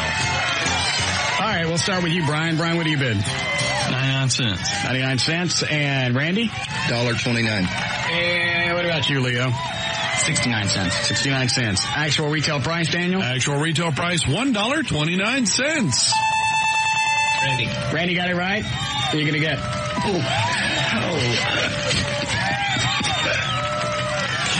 Is the battery low on that one? Because they're not jumping a whole lot. Yeah. All right, because it's starting to piss me off. All right, forget the shock factor because it's getting old. All right, you ready, Daniel? Yeah. Lousy bitch called yesterday and cancels our guest and then cancels today. Yeah. She's cramping your style. She's doing more than that. She's pissing me off. It's one thing to cramp my style. Now they're both the same.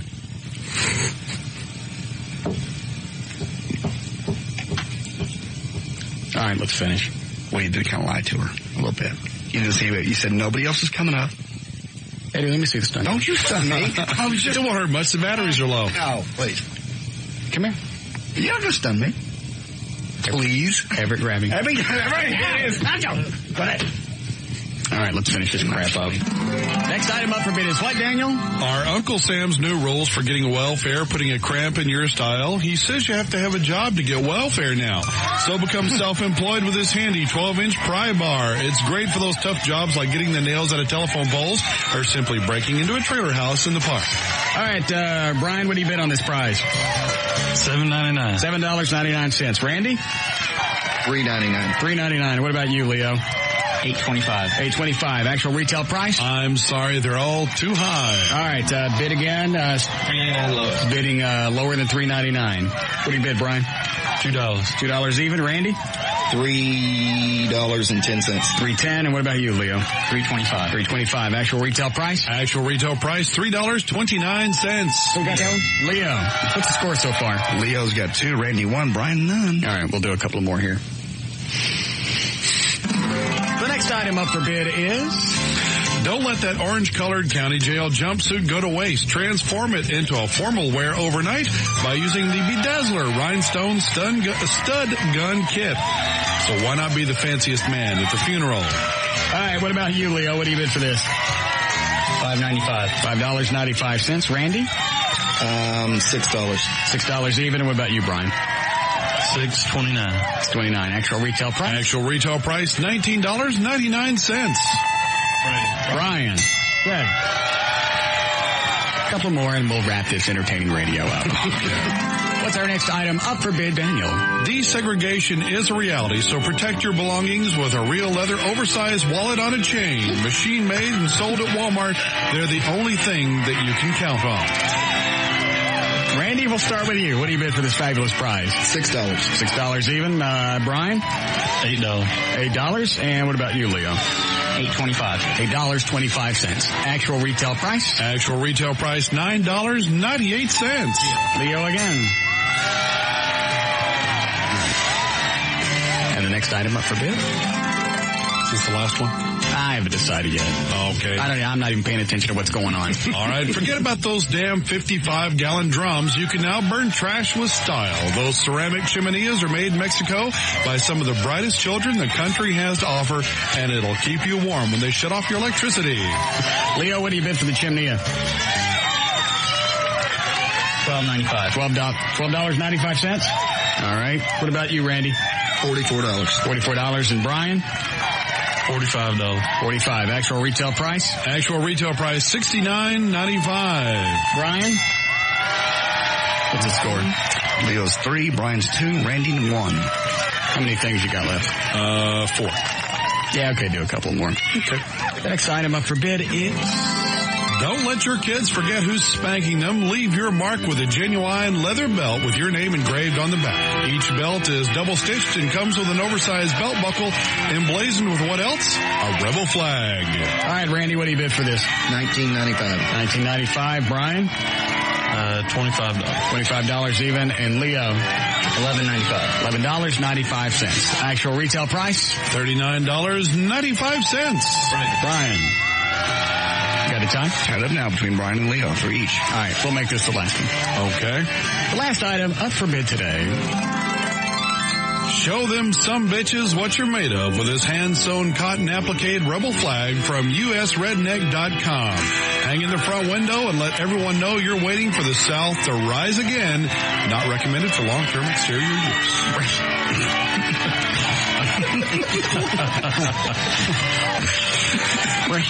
Randy, what do you bid for this? $24.95. $24.95. Brian? $15 even. And what do you bid, Leo? $15.25. $15.25. Actual retail price? Actual retail price, $44.95. Randy? We still have a tie between Brian and Leo. I thought we had a tie before this. We did 3-3, but Randy got that one. Oh, okay. Do you have another prize, Dan? Yes, we do. All right. That's the open, Eddie. Load me up another one. Thank you. Last item up for bid. Why not have the best looking chick in the whole park? Stop by your local Walmart and pick up a tube top. Once a fashion faux pas, these are making a comeback. They're one size fits all with easy roll-up access for those times when you're trying to show off for your friends. All right, Randy, what do you bid for the tube top? $12.95. $12.95. Leo? $8.95. $8.95. What about you, Brian? $5. $5 even. All over bid? I'm sorry, you're all too high. All right, what's the lowest bid? Everybody bid again? Lower than $5. Randy? $4 even. Brian? $2. $2. And what about you, Leo? $4.05. $4.05. Actual retail price? Actual retail price, $4.95. We got that one. Leo.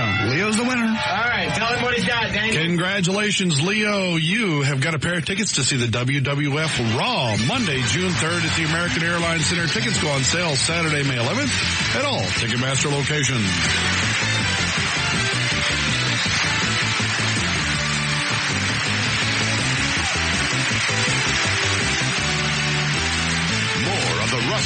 Show, coming right up.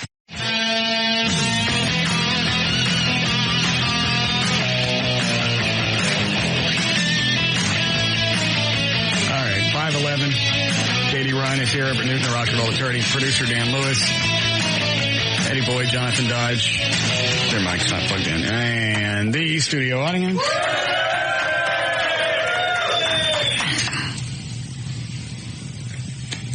You seem a little put off now.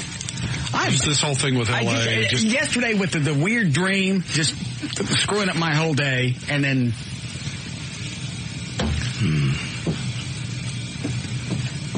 Not as much fun as it used to be. Pressure, just too much.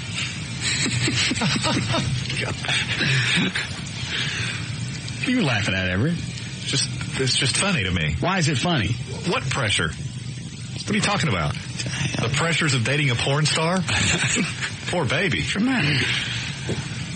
I think part of it is, you're building the house now.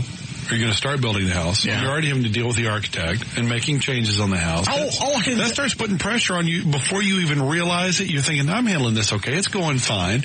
And then there's one little thing that sets you off. That's not a little thing. First of all, the dream from yesterday was very traumatic. All right, that's one. And then L.A. getting into the business with Tara Patrick. That wasn't really a pisser. It was kind of more funny than anything. Mm-hmm. But now she's really starting to muddle in, and it's... Just the fact that she's someplace else. The other thing that's pissing me off, there's somebody here, locally, that's her little mole, that calls her every time something happens. Right. That's pissing me off, too. Hey, they bring in the cassette from L.A.? That's it? All right, before I play you this, the L.A. tapes. Tom, my realtor, shows up today to show the house. Oh. Good. What did you do? Had two showings, one at 11:15, another one at 11:30. Didn't I email you what I was going to do, Dan? Yes, you did. Did you do it? Yes, I did. Did you tape it? Yes, I did. Yeah, hold on. I hate to be his realtor. Because you just don't care right now. No, I don't. Yeah. I got you can play with him. I literally could go 6 months, not sell the house, and I don't care. So he's bringing serious buyers in to look at your house. Yeah. People interested in finding a home, and you're messing with it. And he gets there. He knows to get there a little early, just in case, just to go through, see if I flush the toilet, to pick up dog crap off the carpet. He actually makes my bed now. That makes me laugh. I should get a realtor. And just come by every week. Yeah. The last time he showed the house, he actually came into my office while I'm working, even though I said, I'm not here. Even though I'm here, I'm not here. So don't come bother me. And he walked in and he goes, this carpet out here needs to be vacuumed. I looked at him, and next thing you know, you hear the vacuum cleaner going, because I'm not doing it. So today... You got a maid. You got a realtor. Yeah. Today I get up, I put on my boxers, I put on my cowl and my cape. No. You did not. Who are you talking to? I know. Take my little bat penis, stick it out the little flap. God. And wait. This is a little pocket recorder I got. Yeah. So the audio's not great. And Abby barks every time the door rings or somebody knocks. Yeah.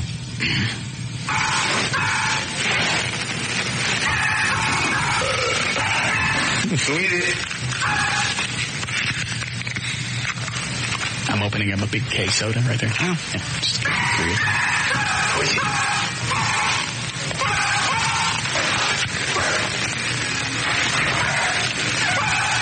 What are you doing?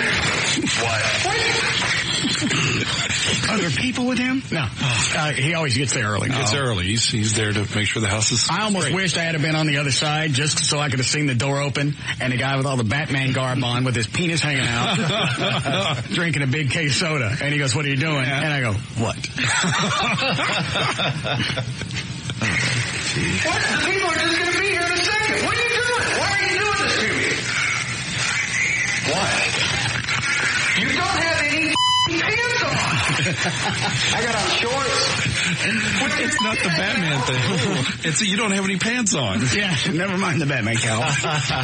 Well, it was okay with the cowl and the cape, I guess. It was the fact that I had on the little white and red striped boxers. Yeah.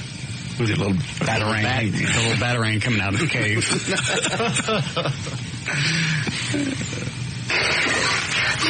see it with the cake. There's no family coming. What are you doing this to me? I don't see what your problem is. How many people are in the house? And you got another daughter. You're hanging out. Nice mouth on your realtor. Yeah. Well, it's not every day he comes to the door of somebody's house. I was starting to offend me. Yeah. He does sound kind of pushy. Yeah, he does.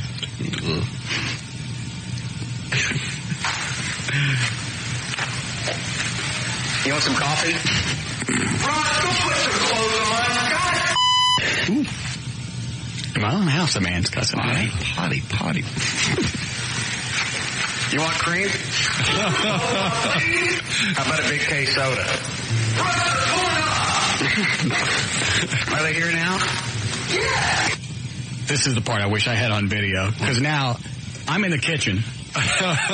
He's in the entryway, okay? Right. We're probably 15 feet apart, and he says they're here. Right. Well, here, I'll get the door. So now both of us are running with the door.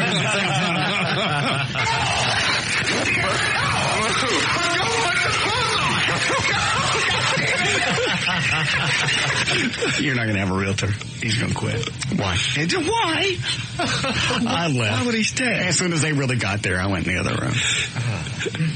Batman, he fled into the night. Yeah. Jeez. So, I'm out of stuff to do. The dead body floating in the pool last week, the mannequin this week. That was good. The turds in the toilet. Chocolate dildo in the freezer. Yeah. Don't want to start repeating yourself. No. And it's the same old act. I don't have anything else. I'll work on it, though. Go ahead, Leah. You're on the air. What's up, Russ? Nothing. I had a question for you. Yes, ma'am. You have that foundation, that Russ Foundation thing, is that right? The Listener Foundation, yes. Okay, why don't you give any money to any black causes, any black groups, or perhaps some black people? We're not giving any money to any black people, Dan? Actually, there was the fireman. No, we didn't give any money to them. Oh, that's right. We couldn't figure out the kid. Yeah, nobody would call back and go, here's where the money needs to go. Yeah. So it's all been white people? It's all been white up to this point. But you tried. Did you offer any Yeah, we kind of did to the fire. We actually did to the fireman that died, but nobody would call back and go, here's where it needs to go, or which wife needed to get it, because he had like 2 chicks. And he had 3 kids by 2 women. 2 women. Yeah, and we were trying to figure out where it needed to go. Nobody was calling us back, and after a while, I just forgot. Oh, you just forgot, but you remembered like everybody else? Yeah, if they were white, I'd have remembered. Okay. Some of the white people we gave money to were kind of lazy. Does that count? Well, that just goes along with, you know. How about you? I'll take a Hispanic. What is this? Walked away. That one just kind of went past. Faster. That is how I'm trying You to... got it, didn't you? I'll take... Yeah, they got it. Did you give anything to Hispanic families? You know what? I don't know. I never check to see where the money's going. If they need the money, then I give it to them, or we give it to them. If they don't, then they don't get nothing. Yeah, this chick sounds like the one that's the racist. She's the one trying to figure out, how many white people are getting money? How many black people are getting money? Yeah, do I need to make sure that specific ethnicities get money, so it's like I have a quota to meet? Yeah. I'm sorry, nothing bad has happened to anybody black lately. Maybe we'll get lucky and a black person will die and I can give their family some money. Would that make you happy? No, not that anything's coming down the community, but I would like to see something going around equally. Well, I'm sorry I can't choose who lives and dies, but I'll work on it. And after the black tragedies, did you address those? Well, what did I miss? What black tragedy have I missed? Okay, I'm sure it was a black person among the World Trade Center. The last big black tragedy I remember was a Spike Lee film. But I'm not going to give him any money. I hope that's okay. What big tragedy is going? You confused her. What big tragedy is going on in your life? Possibly I can send you some money. Okay, I'm a struggling college student. You pay for my books next semester. Mm-hmm. And is that a baby I hear in the background?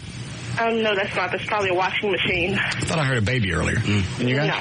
I didn't hear it. So you want some books for college? Sure. What classes are you taking? I'm an accounting major, so I'm taking accounting, and I'm still taking my college algebra, things of that nature. Right. Do you want to learn to count? No, I want to learn to count money. Money.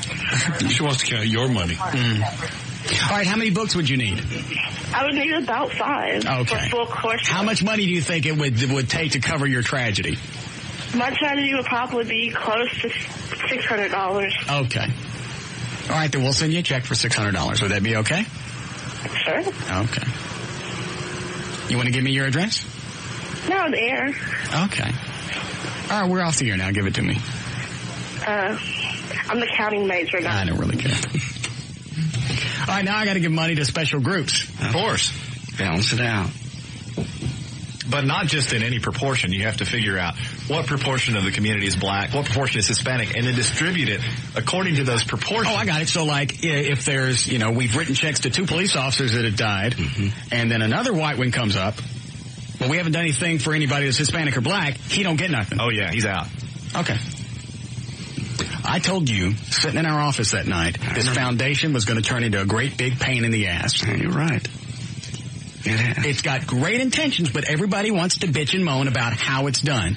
Why are you giving money to them? Why is this going here? This guy deserves it. This guy doesn't. You should ask her if she'd given anything. Well, some of the calls were coming in. I couldn't get them through in time. Wanted to ask her. People wanted to ask her, have you given anything to the foundation? She just asked for $600. There's a really good chance she hasn't put any money in. Doubtful.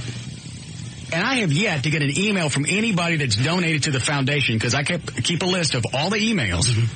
And then if something comes up and I'm kind of, waffly on it, or if I'm going to send out a check, I just let them know, hey, I'm going to do this. Thank you for letting us be able to do it. And I have yet to get an email from somebody that's donated bitching and moaning. It's always the people that don't do anything that like to sit at home and complain, because that's the easiest thing to do.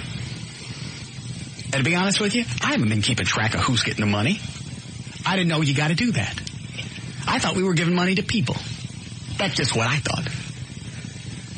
I thought it was a nice balance that some of the people were lazy. Quit doing that. Quit it. Go ahead, you're on the air.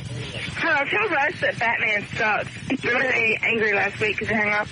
Oh, he likes Batman, and Batman sucks. All right, who knows what she's talking about? Not a dime. Are you still there? Please don't hang up, because I need somebody to scream at. Hello? No. Maybe she's a Spider-Man fan. Oh, good. Hello? Hey. Yes, ma'am. 2 things. I was calling to find out. I missed the part of what y'all's foundation did for the dog with the broken legs. We found the foundation did. We got a vet that would work with them. What's the other question? I wanted to know if Russ happened to see the Drew Carey episode that had Adam West on it being gay with Wojciech Holitz. Yes, he did, and it's very upsetting greatly. Would you like me to put you? Yeah, would you like me to put you through? If you think he wants to talk about it. Yeah, I think it would be funny, don't you? Okay. All right, what's your first name? Cheryl. All right, hold on just a second, Cheryl. As soon as he answers, you're on the air, and then hit him with that. All right, here we go. All right, so anyway, I'm not really sure what we're going to do. Let's take another phone call. I believe it's Cheryl on line 2. Let's see what she has to say. Hey, Russ. Hi, Cheryl. I was calling you to slotty bitch. Every single day that works. Does it? Yeah, every single day. For years. It's starting to bore me, but it's just so easy. But how can people get fooled by this day after day? It's not like you change your voice. Yeah. It's the same guy. These are the same people that would mistake Clark Kent for Superman just because he had glasses. But they were nice glasses. Yeah. Do we need a break here, Eddie? Yes, we do. All right. Oh, I didn't play the tape. Where is it? Is this it? Yeah. I tell you what, I'll do a standard radio thing. I'll tease just the very beginning of this first phone call from L.A. Hopefully edited. Yeah, I think it is. Where's the cassette come up? Number 3. Got it. Russ, you lying motherfucker, you cheating asshole. Yike. She should write for Hallmark. Yes, I think so. All right, we'll take a break. We'll be back. Tether falk, we gonna tether falk the mother sucker. Tether falk the sucker. How we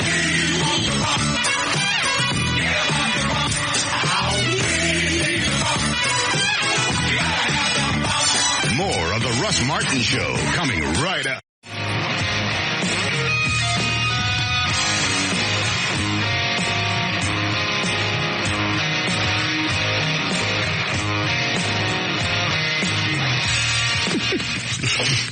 All right, 5:33. J.D. Ryan is here over at Newton, the rock and roll attorney, associate producer Eddie Boyd. Who am I leaving out? Dan? Me. Okay, Dan Lewis. You always leave somebody out. I know, you got so many buttons to push. If there was just one big button to push, it would be okay, but no, you don't have.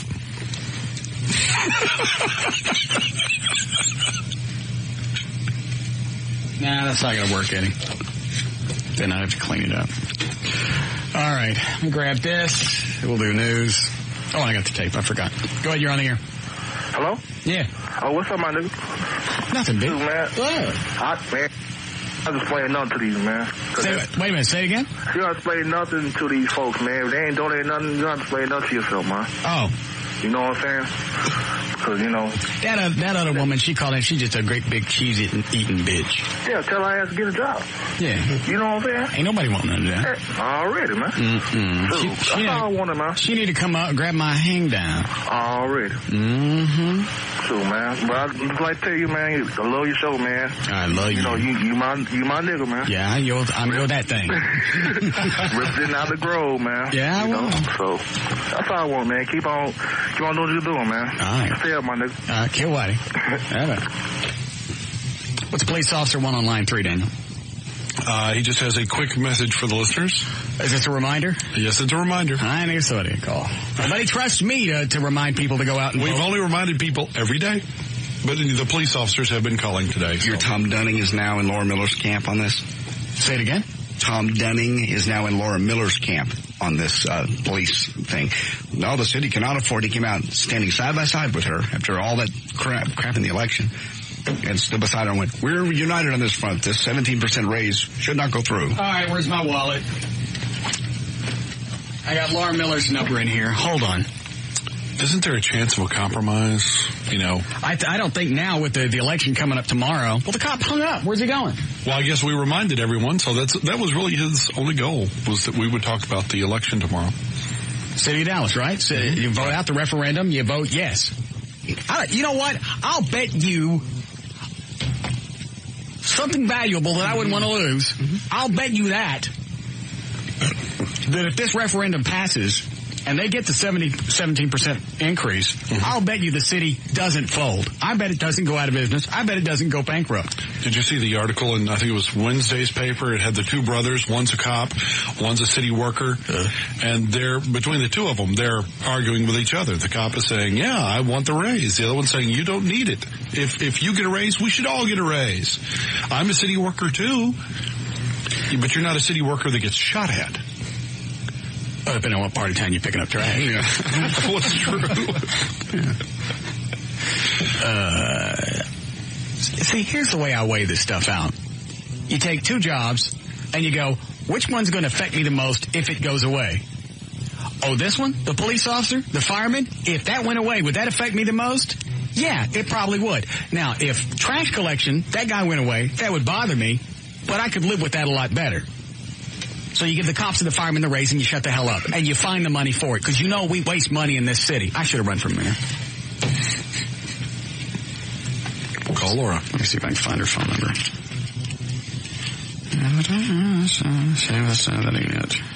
My Kroger Plus card. Towing service. I don't know that I have it in here. Why do you have one from a towing service? Just in case. Mark 5. You don't keep that's exactly the reason. Because that's the last car that you want to break down in and block traffic. Yeah. That one time that I ran out of gas, and I'm sitting there and people driving by honking, hey, speed. I ain't got no Mach 5, but my car running. Yeah. I can't find her number. I used to keep it right here in my wallet just in case I wanted anything. Dan, I can't find it. Give me the mayor on the blower. I'm pulling it up now. Wonder what I did with it. All right, anyway. And the other thing, everybody's been comparing. Even the cops are making the same mistake, the Dallas cops. Well, if you compare what we make to cities surrounding Dallas, we don't rank that high. I don't care what you compare it to. You guys don't make enough. Just say, we don't make enough. Don't say we should make as much as Plano or any other police agency. You guys make squat already. Don't compare yourself to somebody else making squat. That's stupid. You want to drive the point home, compare yourself to Pudge Rodriguez or somebody making millions of dollars who just goes out and swings a bat and can't speak English.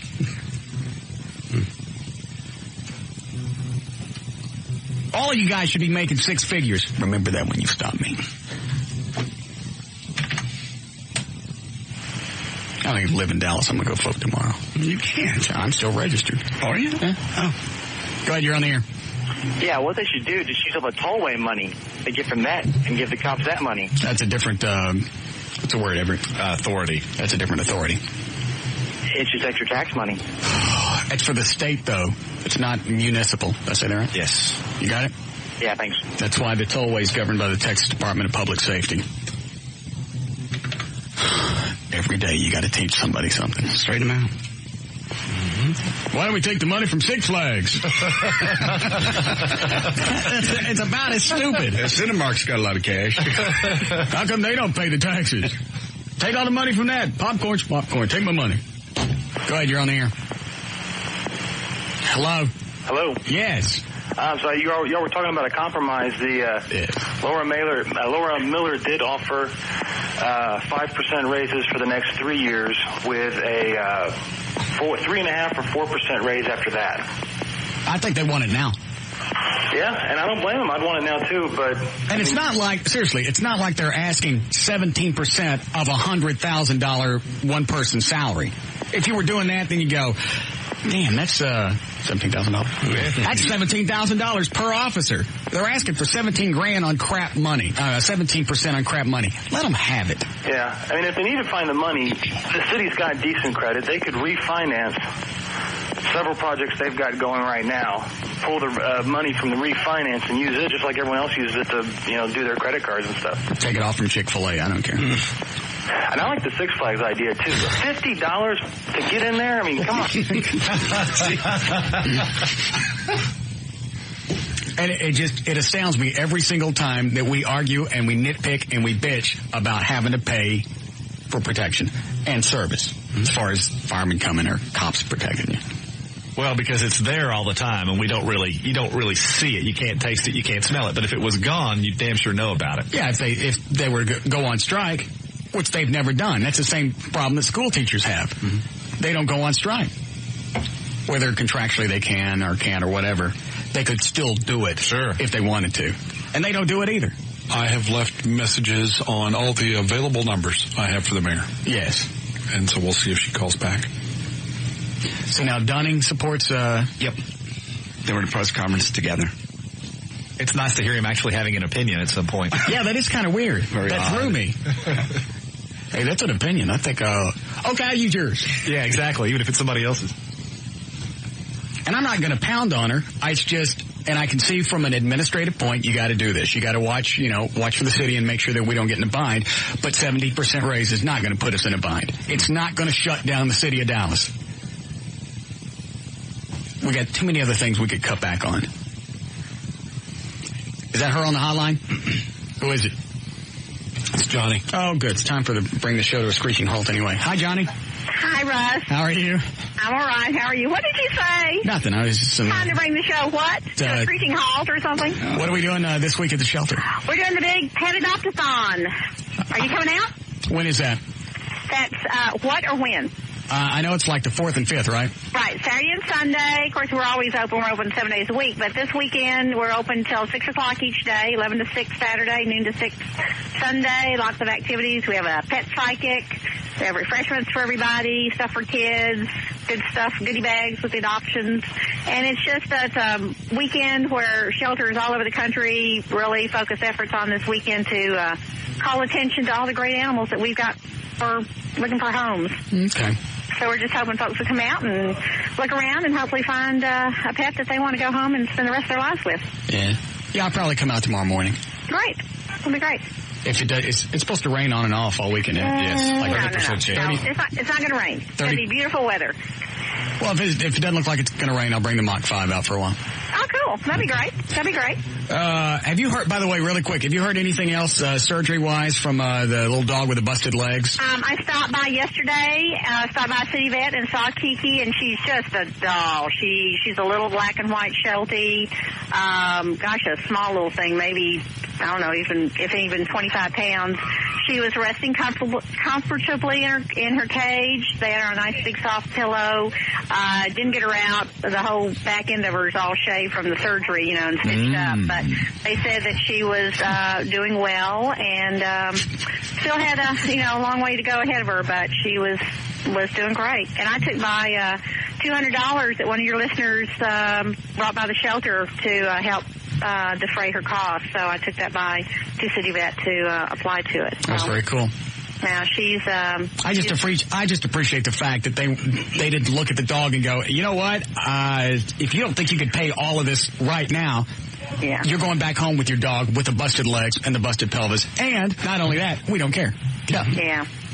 Well, City Vet is never that way, but there are a lot of vets who really are compassionate, and unfortunately, I guess the family just went to one that wasn't. And it just seems like that's one of the professions you wouldn't get into and cop an attitude like that. But then again, I don't do it, so I don't know. I have a hard time turning away an animal who's got two busted legs. Right. Absolutely. Well, in this... Even though I'm sure the little Sheltie was having the time of her life.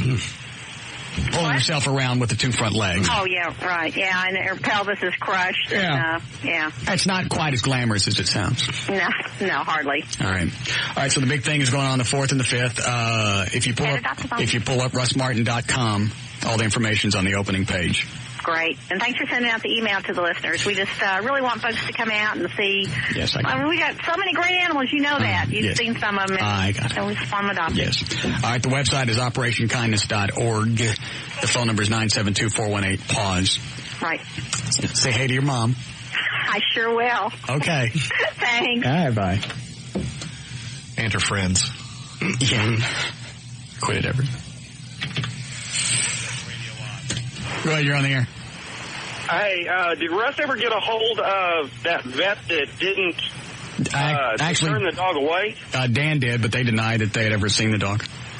That's ridiculous. Yeah. All right, guys, have a good one. Thanks, sir.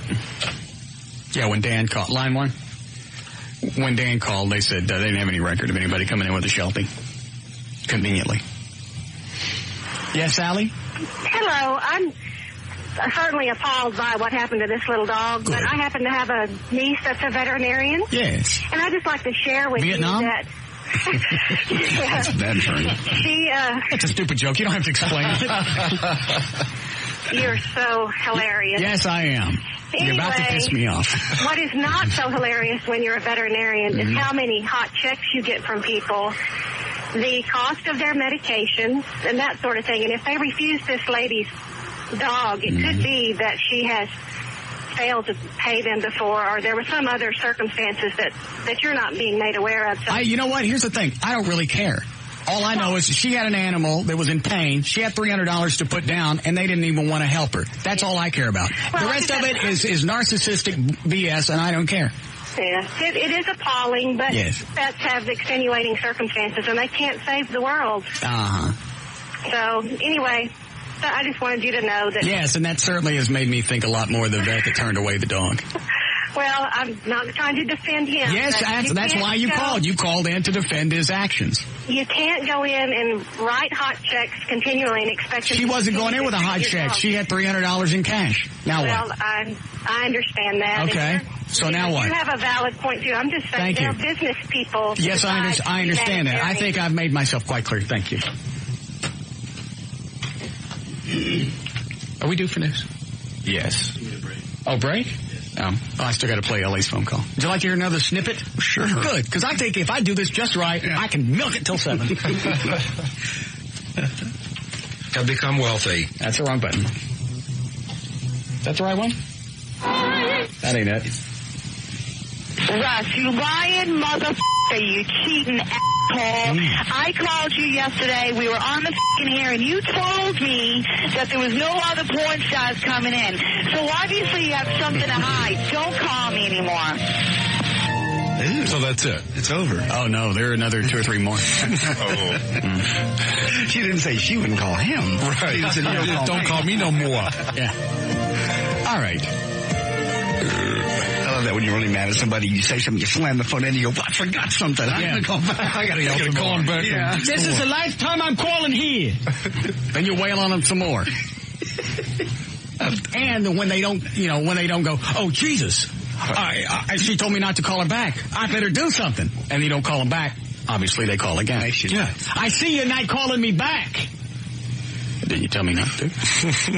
Now you start listening to them. Yeah, they already moved on. Yeah.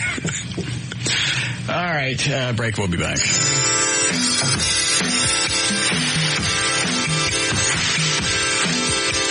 More of the Russ Martin Show coming right up.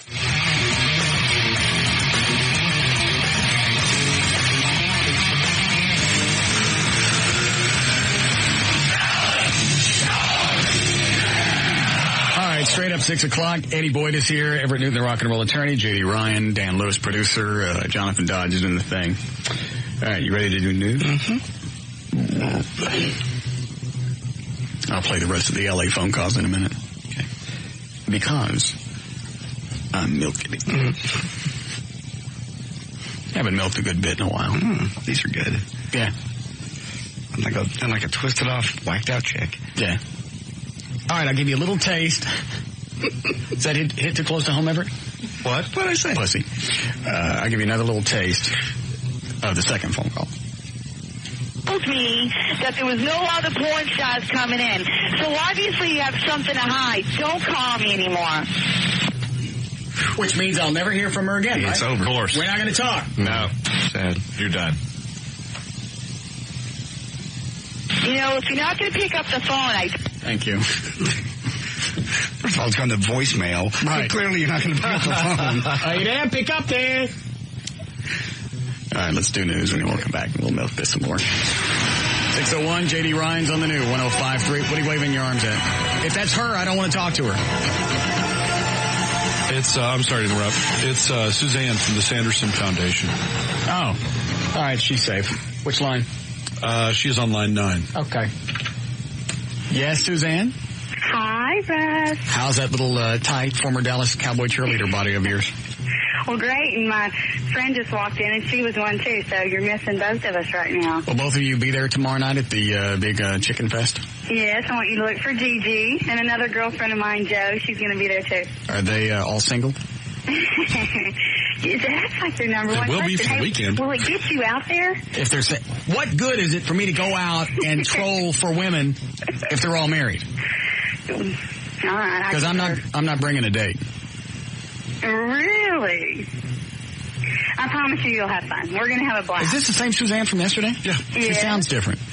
I sound different? She's on a cell phone. I'm on a cell phone. I apologize. She sounds raspier. But listen, I tell you what, I'm getting ready to come up there and drop off your stuff for you guys. And Dennis's agent called and said he's transient for the call-in, so he apologizes, but he wanted to make sure that you guys were coming. So I'm bringing you guys some good VIP packages. You're coming up now? Yeah, I'll be there in just a little bit. Traffic. I'll be there in just a little bit. Are you at the Motor Speedway right now? No, I'm leaving our foundation office. Oh, that's right. You don't work for the Speedway. I keep forgetting. No. Where's your office? Off of Arapahoe in Richardson. Oh, yeah, you'll make it. Yeah. Can we get the room thing figured out? Yeah, we getting, Dan, we get all the rooms? Suzanne? We get rooms? For you guys? Yeah. Absolutely. We need 4. I know. Wish list. I got it. We're covered for the rooms and 8 VIP packages for us. Okay. Well, we only need 7. 7, but because I'm not bringing a date. So you're really serious about that? Yeah, I'm not bringing anybody. Well, you'll have fun. Will I? Now, what about, we're going to need to talk about if you need a ride or not. Yeah, I'd like the limo to come pick me up. Okay. Even if it's just me. In fact, I like it that it's just me. You do? Yeah, because it's a waste. Hey,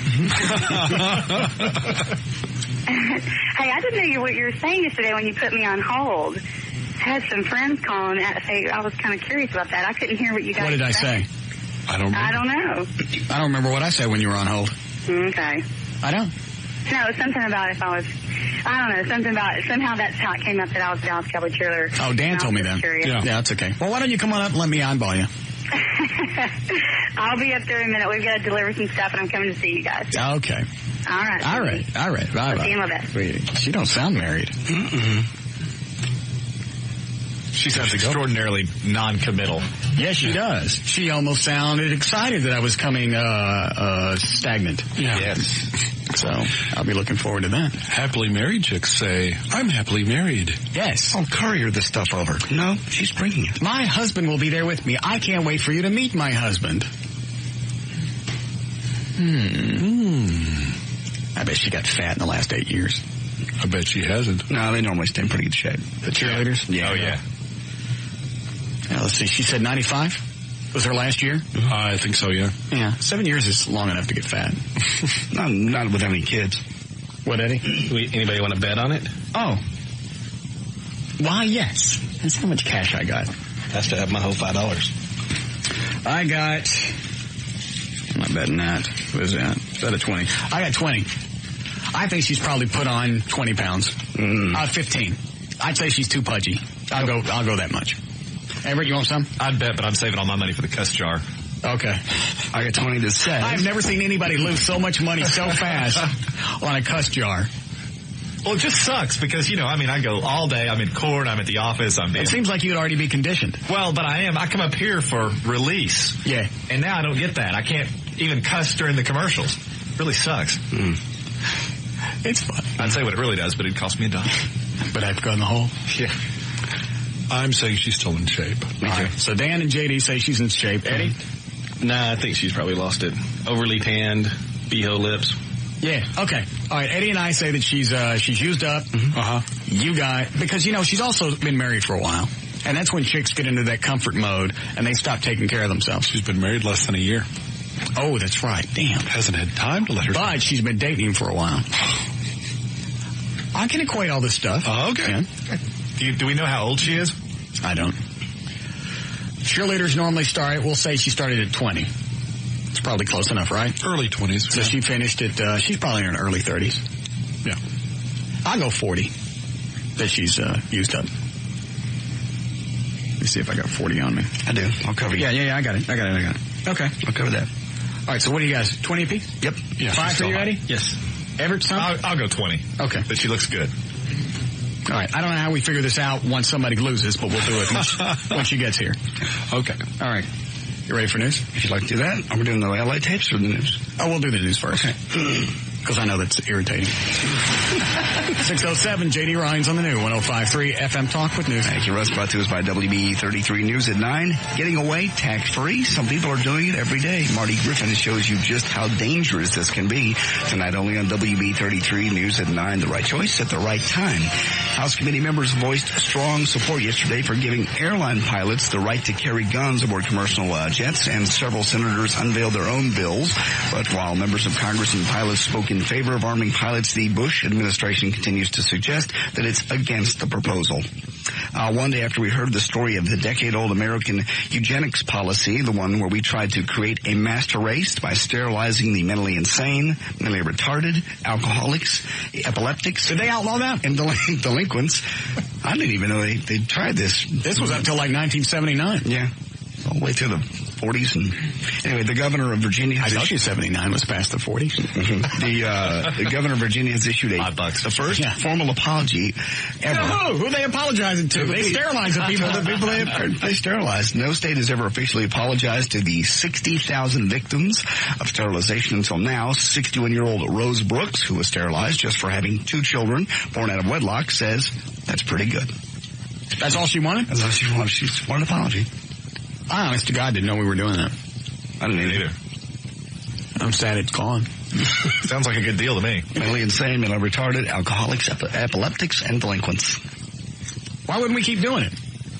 Because it's against everything. It's unconstitutional. Yeah. We did it from then to the other then. Well, but the Constitution is ever changing depending upon what the Supreme Court says that it means. So certain things that are constitutional. Why would you want to let retarded people reproduce? I don't. But it's you've got to let there's other than the entertainment value. Right. We're all entitled to equal protection under the laws, and that not retardos. Well, I think if somebody's got to read it to you, you shouldn't get the same right. The Supreme Court would disagree. Why? Because they're a bunch of old guys that don't know what the hell they're doing. I don't know. All right. Okay. Prosecutors in Berkeley, Michigan have dropped assault charges against 41-year-old Bill Kerr, who punched a couple of teenagers in the face. Bill heard some sounds coming from downstairs in his home. He checks on his 13-year-old daughter and her friend to make sure they were okay. They seemed to be asleep, so Bill turned around to leave. That's when he heard a sound from the closet. He opened the closet door and found two teenage boys and started punching them out. He punched one of them several times, dragged the other one out of the closet. Their families basically put assault charges on him today. They've dismissed those charges. Bill's daughter had let these kids in through the window after a party, and they hid while the girls pretended to be asleep when Bill came downstairs. He has simply grounded his daughter now for a month. All that's forgotten. Good. When you're part of the dance team, you're trained to be courageous and keep dancing no matter what happens during your routine. At recent collegiate national championships, Carla Sanchez of New York University, the purple and white dance team, didn't miss a beat, even though she danced the final 2 minutes topless. NYU won the title anyway. The girls dancing in these little halter tops with a built-in bra. Carla's unsnapped and slowly worked its way down to her waist. She didn't want to stop. This was a little 17, 18-year-old? A little college girl, yeah. Oh, getting better. She didn't want to stop for fear of losing points, even though the show ended with her boobies front and center for about 30 seconds. As it turns out, the head judge said afterwards that NYU wouldn't have been deducted any points if she would have simply fixed herself. There should have been a cash prize in that. I like how they said that's why you watch the cheerleader channel. She won the Sundance channel. Sundance. JD and I have sat in the office many times on Friday night. We could go out and do anything, go any place we wanted, go get drinks, whatever. We'd sit in the office and watch these cheerleader competitions. Girls softball. No, what? Nothing compared to that's a breeding ground for lesbians. Yeah. Big butt lesbians. No. I have never gone to a softball game and seen hot chicks. They're all working on big legs and big asses. They have the good ones on. I've never seen them. The cheerleading thing, very seldom do you see a bad one in the competitions. Yeah. Because they got to work out all the time. And they got to be tossed up in the air and caught, so they got to stay tiny. Legs in the air, jumping. Tight breasts. She finished for the last 2 minutes topless. And then stood there for 30 seconds. You know, at the end, they all stand there. What a little trooper. I'm telling you. I like how the article says they won anyway. Why the hell do you think they won? Some of the other teams said this was a ploy to win. And, it's like, she did that on purpose, I'm sure. Nicole Kidman hasn't released too many stinkers in the theaters, but she did have to clean up a few one time. Before Nicole was famous and before she was voted one of People's Magazine's 50 Most Beautiful People, she worked as an usher at the Capitol Theater in Sydney, Australia. She said, quote, one time the toilets broke and I had to clean it all up. I was on my hands and knees cleaning up everything. It was disgusting. I didn't even know that was in the job description. All right. Tomorrow night, Platinum Club, I'm going to be out there from 9 to 11. You can come out and see Ray Lean, adult film star. That's at 2051 Northwest Highway, I-35. That's between 35 and O'Connor. We'll see you there. I'll have all kinds of prizes tomorrow night, 9 to 11. We'll see you there. That's news and information. I'm J.D. Ryan on the Talk That Rocks Texas, the new 105.3 FM Talk. More of the Russ Martin Show coming right up.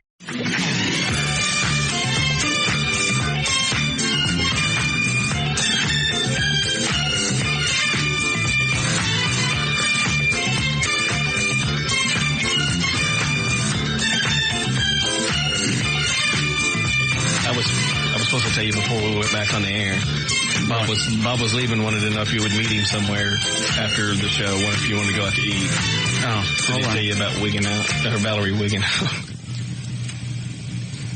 I don't know what to ask about first. Do what? Wait, hold on. All right, let me turn the mics off. You tell me where Bob wants me to meet. 1 moment, please.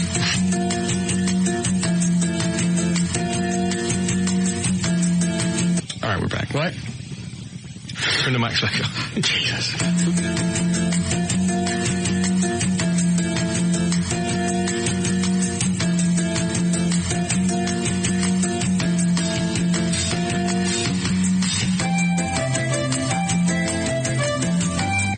That's all you know? Yeah, Amy didn't say a whole lot.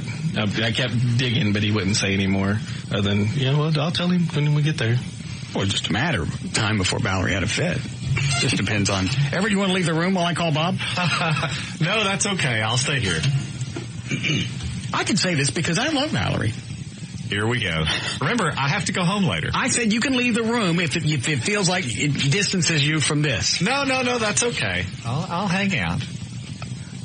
when it's all said and done, remember, I offered that. I understand.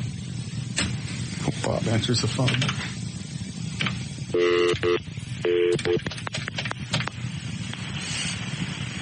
9957?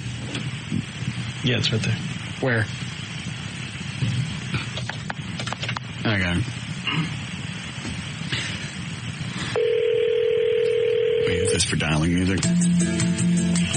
Hello. Hi, Bob. Hello. We're on the air. Really? Yeah. Hey, what happened today? What happened today? Yeah, what happened with Valerie today? What did she do? I shouldn't get into this on air, Russ. Bob, if you don't want to, that's really okay. Stop being a pussy, Everett. I'm not being a pussy. I want to go home and have a nice night. You're going to have a lovely night. Got to go home. I have fits all the time. I have them on the air. Valerie deprives the audience by doing it out in the hall. I don't know why. I don't know what happened or why. Well, describe it from start to finish.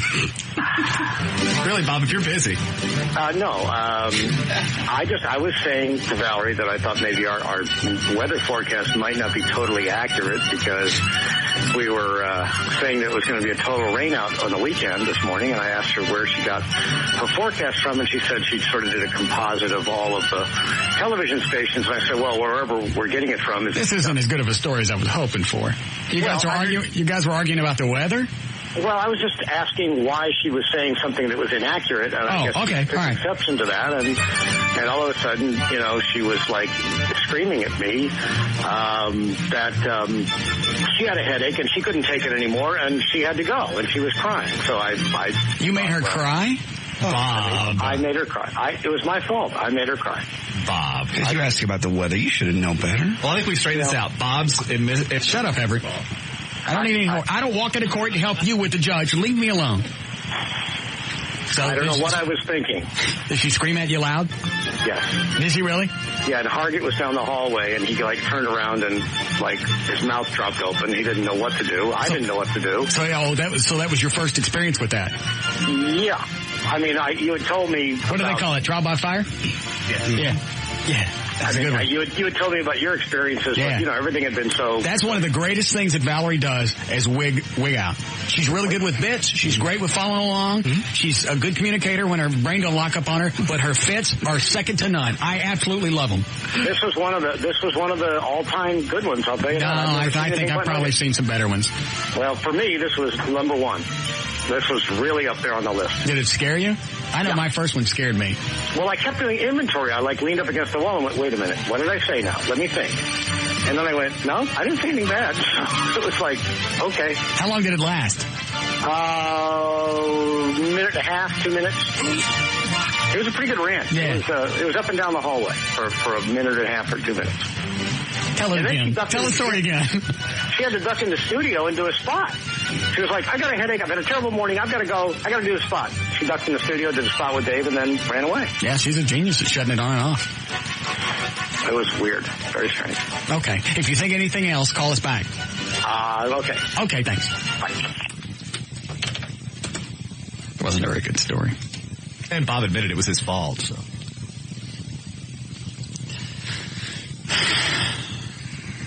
And might I just add... Pussy. Might I just add... Why? Well, because that went okay. That's because I defended her. Yes, that was just to help you go home and have a lovely evening. Plus, you're bringing her out to the Motor Speedway tomorrow night, right? Right, and you want to have a good time, don't you? Yeah. Because I've seen Valerie jump on grown men before. Yes. And ride them. Oh, yeah. And I don't mean sexually. I mean because she was trying to get to their brain through their ears. Yes. Or by pulling their hair out. Yeah, unscrew the top of their skull, whatever it took. All right, Dan. That's what she did. I feel left out. I've never seen one of these. Oh, it is. It really is. It's better than going to the Grand Canyon. See, for a while I thought you would tell these stories. Now that, well, Russ is capable of twisting anybody off, and Dan from time to time is also. You're talking about Bob. Yeah. And Winnie the Pooh. Yeah, it's like, getting mad and kicking Winnie the Pooh in the balls. Yeah. Bob. Jumping on Thumper, grabbing him by the ear, and holding on for 8 seconds while you scream at him. Time for Rock and Roll Jeopardy. Shut up, Everett. She'll be the first to admit she has dandy fits. She will. What's your favorite one? You have a favorite? I had one on tape one time and I lost it. I think we still might have it. I've got some of the old archived dats from the Eagle. Yeah. I can search through those, see if I can find it. Yeah, Brad and I were egging her on one morning. I mean, we knew it was pissing her off, and we just kept going. And then finally, she just unloaded on us. Live on the air. And it started instantly enough because the whole thing was, I think it was the one over driving too fast on 635. Yeah, it was just a traffic story. Really didn't mean anything. But it was just the right thing to set her off at the moment. Yeah, when you're around somebody long enough, you know what their buttons are, and you push them. She'd do it to me, I'd do it to her. It was just one of those days where she wigged. It was funny. I'm thinking songs from the 70s would be pretty cool. Every big weighty. All right, grab this. Oh, we didn't finish playing the rest of the LA tapes. All right, I'll do that. Go ahead, you're on the air. Hey, Russ. Yeah? I was just going to tell you have to play the LA tape. Okay, thank you. All right, bye. I'll have a drink and then I'll play it in one moment.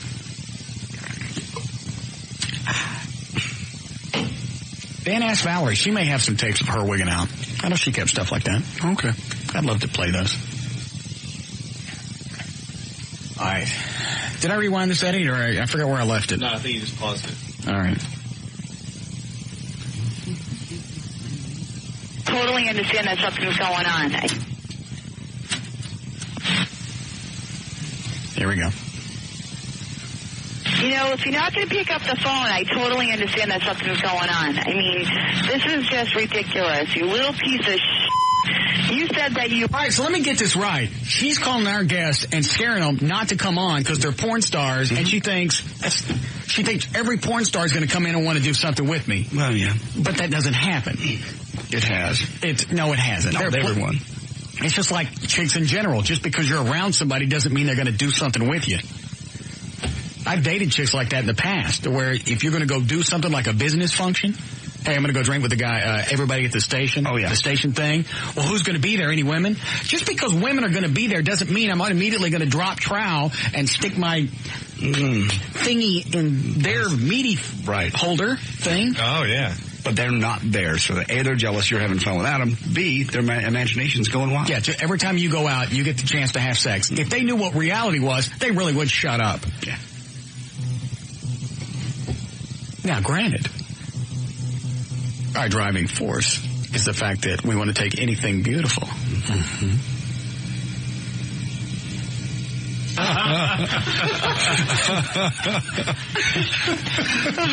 Yeah, there is that. Yeah. Well, it is. Anytime you see any beautiful woman, you want to take your male member and place it therein. I don't care who you are. That seems to be our driving force for whatever reason.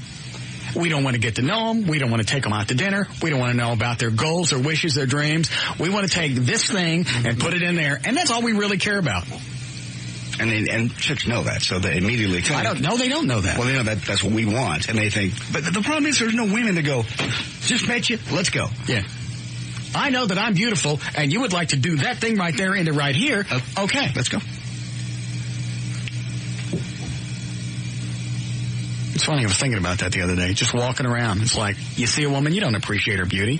You want to violate her poop nanny. What if she has a PhD, what she does for a living, where she wants to vacation. What a lovely thing that God's created. I want to stick my thing in it. Yes. I like to enter it. It's just... and obviously women that listen, they don't believe this. If they did, they wouldn't talk to us. You look at every woman, and you value That's the first thing you think about. If they're hot, I want to stick this in that. Even in traffic. So when you know you'll never speak. Oh, yeah. You see a woman 2 cars over. Oh, look at her. How many times have you popped a curb, some chick was walking on the sidewalk, and you're turning around looking? Why? You don't know. But yeah, you have to. You have to turn and look. And you think to yourself, I'd like to stick my in that. What a thing of beauty. Wouldn't my look good in that? That is funny. But that's the only thing that we want to stick our in is women. You don't look at other beautiful things like, the painting of the Mona Lisa or goats. Another lovely creation of God. Just chicks. Hot ones. All right, here we go. What are these idiots want? Yes, hello. Hey, is Coit the best exit for you guys? Why do you ask? Is this Suzanne? Is this Suzanne? You just happened to pick her up? Pick up her line. Of all the lines ringing. Where are you right now? I'm at Coit in 635. Oh, Coit 635. Yes, take Coit. Okay. And then I don't want to confuse her with the merit thing. You going to get off the Coit? Okay, yeah. Okay. Dan, just give her directions. Okay. I'll talk her through it. There is a sign now that says merit. They put it up. Okay. Well, she's probably missed it by now. Well, I know Benihana's. I know, like, back in, I kind of know. Well, if you know where Benihana's is, go ahead and hang her right into that area. Okay. Have you done that already? No, not yet, sweetie. There's so much traffic. Okay. Hurry up and get up here, because if you're hot, I'm going to want to look at you and think that I'd like to stick someplace. I just heard you. Oh, shut up. Shut up. Line F5, Jen. I don't mean that to be ugly. No, that's just natural. It is. Nature. It didn't come across that way. It didn't come across as nasty? Or natural? Ugly. Yeah, women don't take compliments when you give them, don't they? Because obviously we want to do something that heinous. It's a compliment. We're giving. Yeah. Spider-Man. Got no plot. Obviously you have something to hide because you would have told me this yesterday. This is bullshit. I can't believe that you play with my emotions like this. You know, I'm supposed to be Dallas and you're cheating the shit out of me, and I'm so sick of it. I haven't even done anything. She should know. She's chased them both away. Yeah, haven't even had any porn stars in the studio. Well, we had Rebecca Lord. Yeah. That was it, wasn't it? Yeah. I mean, since she started wigging out. So now I'm cheating just by wanting to talk to other porn stars. Totally different by her going on other radio shows. How do I know that when she goes in there, she doesn't diddle them like she diddled me? Are you that surprised, though? That she's wigging out? Yes. Yes. Dude, she's a porn star. She's probably not necessarily, and I don't want to speak globally. Yes. The most sane person you could hope to date. Well, why? I'm not dating her. B, why would she latch on to me? She goes to these porn conventions. If you go to her website, there's the AVN convention where she's hanging out with all these great big buffed out guys. Why the focal point here? I mean, I would like to say I got something to offer, but I got mirrors at home. You're a nice, normal guy. Yeah, that's who doesn't do that for a living. That's your business. Not in the business. Your pleasure. You know, we have seen some of these women that have come up and they've brought a boyfriend with them or their manager/boyfriend. Yeah. And the guys are hideous. They're gorgeous women and their boyfriends are... Dan. I'm not saying...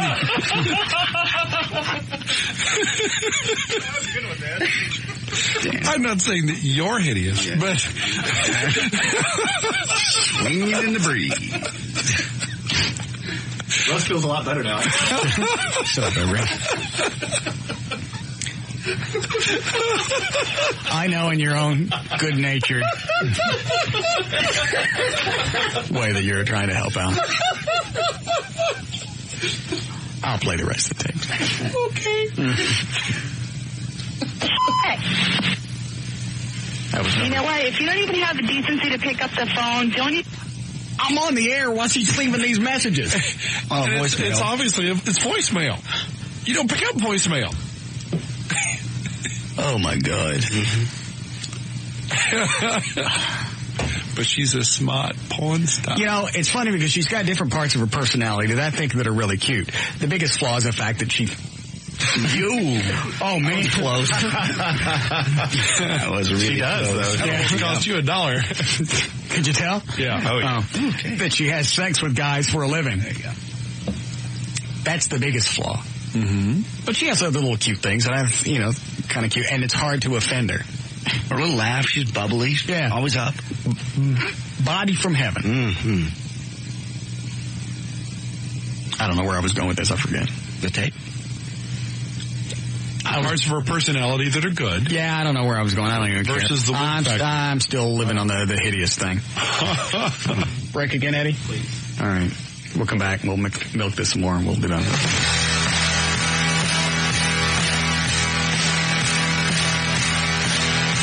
More of the Russ Martin Show coming right up.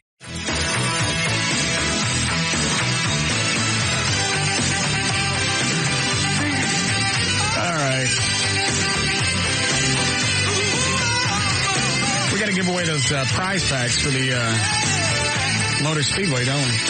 Yes, we do. I don't want to play Rock and Roll Jeopardy. We did that yesterday, sort of. What else you got, Eddie? I've got Jeff Porndy. I was writing for Raylene? Yeah, for the one that's coming up today. Oh, yeah. We were going to do that and do like little strip stuff. All right. Are we going to play for the listeners, or do you want to let the listeners play this one? The listeners can play. How many questions you got, Eddie? About 17 or 18.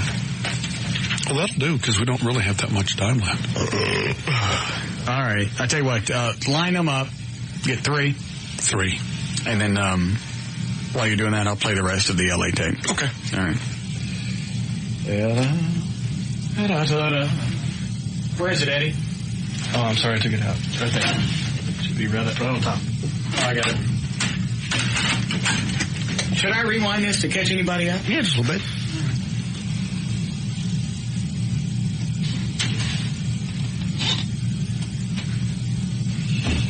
See, here's the other reason. The biggest thing that's pissing me off is now she's jacking with the show. Mm-hmm. It's been kind of funny. We got good content out of it. She calls up. I lie to her, or she says something funny. It's just, that was all right. But now we've lost 2 guests in 2 days. Mm-hmm. And unless this is a hose job that you guys are pulling on me. Not that I'm aware of. This is getting really... We wouldn't pull this on you and then lose a guest. You know what I'm saying? We wouldn't do that. Yeah, I got him. All right. And it took her an hour and 15 minutes from the time I mentioned Raylene was going to be on the show today that she calls and starts leaving messages. Russ, you lying motherfucker, you cheating asshole. I called you yesterday. We were on the f***ing air, and you told me that there was no other porn stars coming in. So obviously you have something to hide. Don't call me anymore. Who's here? That chick from the Motor Speedway. Get your cash out. But cha-ching. Did I lose? Yes. You lost hard. Is she hot? Mm-hmm. Hot? Hot. Well, don't let her in here. Don't let her get too close. Why? Because she'll see I'm ugly. No. Oh, Dan. Now you're going to be going home going, I'm going to take the mirrors down. He didn't say you were ugly. He said you were heinous. Don't let her get too close. Oh. Is she hot? Oh, God. All right, bring her in. Come on in. Let me see. Oh, my God. Don't get close. Stand far away. Have you seen her yet? Get over there. I don't want you looking too close at me. Want me to turn the lights off? Dan. Oh, my Lord. Have you seen Suzanne in person yet? Just now.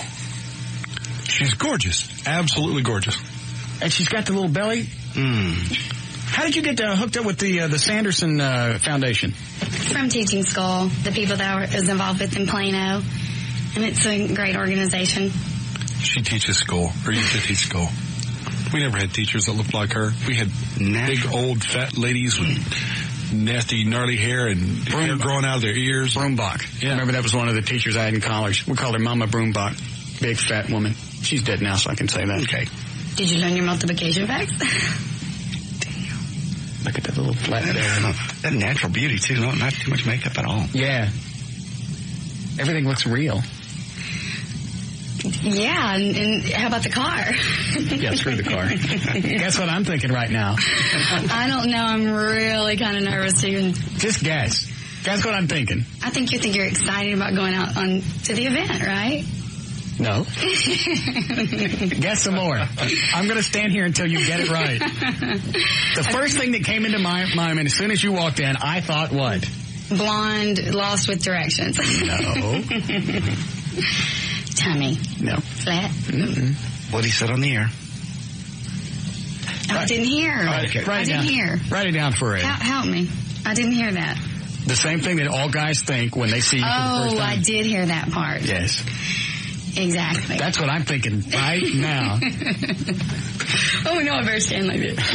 That won't do any good. I'm scared. All right. What were we in the middle of? We should get some extra cash from you. Yeah. Who is this bet? I had a girlfriend call me. Well, just the fact that you haven't been a cheerleader for 7 years, I figured your body would have crapped out by now. You lose. Turn around.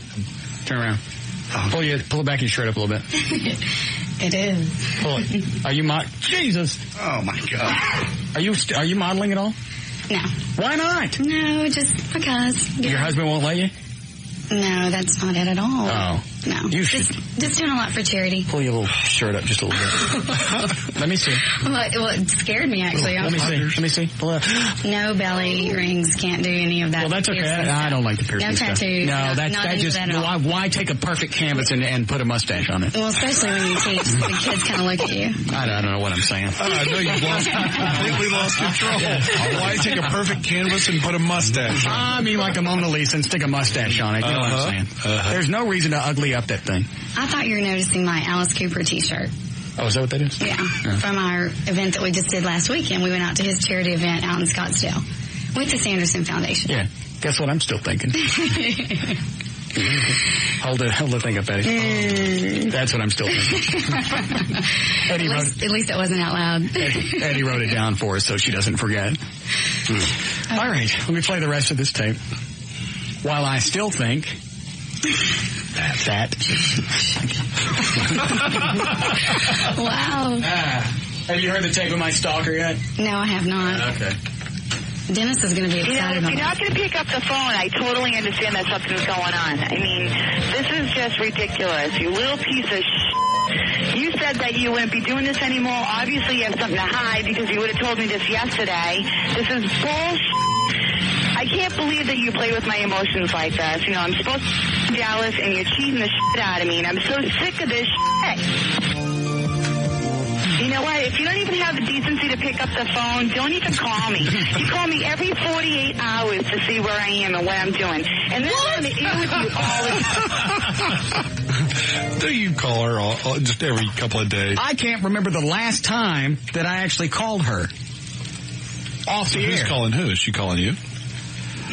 I can't think of the last time she called me at home. More often than not, it's on my, it's either on the voicemail up here or my cell phone. I don't even know that she knows my number at the house. I think she does, but everything always seems to be either here or on the car phone.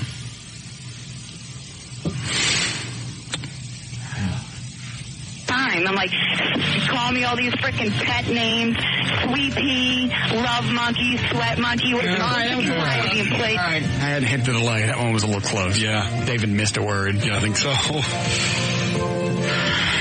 right.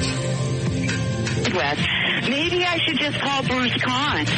I could sleep over his house. You know what? That was rude. You know what's funny? Is I got an email here into the studio. Let me see if I can still pull it up. Commercials. LA chick. The one that says whoever the rat is. The rat reporting to LA The Line. It's funny you should bring that up. Because this guy said, I can't remember his name, but I'd bet $1 gazillion it's the guy from the Amazing Superstore that's ratting you out. Why would he do that? Bruce alluded to a couple of things when he flew up north someplace to meet with LA and that new filming company. Right. He made a couple of comments. I just kind of blew it off because it's Bruce and look at him, you know. But I didn't think anything else about it. So it's funny that she would throw that out. Because normally when you're pissed at somebody, you start throwing out little bits of the truth. Mm-hmm. So you think Bruce has his eye on LA? Well, who wouldn't? Suzanne? Yes. Guess what I'm thinking? See that? I think you're just admiring this car that I brought you. I didn't even see that. Cobra. Yeah, that's a lovely Cobra. I know you get to see them all this weekend. You like snakes? Hold on. He would love to have me. He would spoil the shit out of me. See? What do I do? I get treated like shit from your ass. Obviously, You tell me Bruce doesn't have something to do with this now. You're absolutely right. How else would she know that? Why else would she come to that? He'll spoil, Why, of all people, why bring up Bruce? Oh, he'll spoil me. He knows how to... Did you say he knows how to treat me? Something along those lines. You treat me like S. Yeah. I could sleep over his house. He would love to have me. He would spoil the shit out of me. And what do? I get treated like shit from your ass. Obviously, there's something going on. Don't call me anymore, you piece of shit. I miss her. Russ, it's LA again. I'm sorry, honey.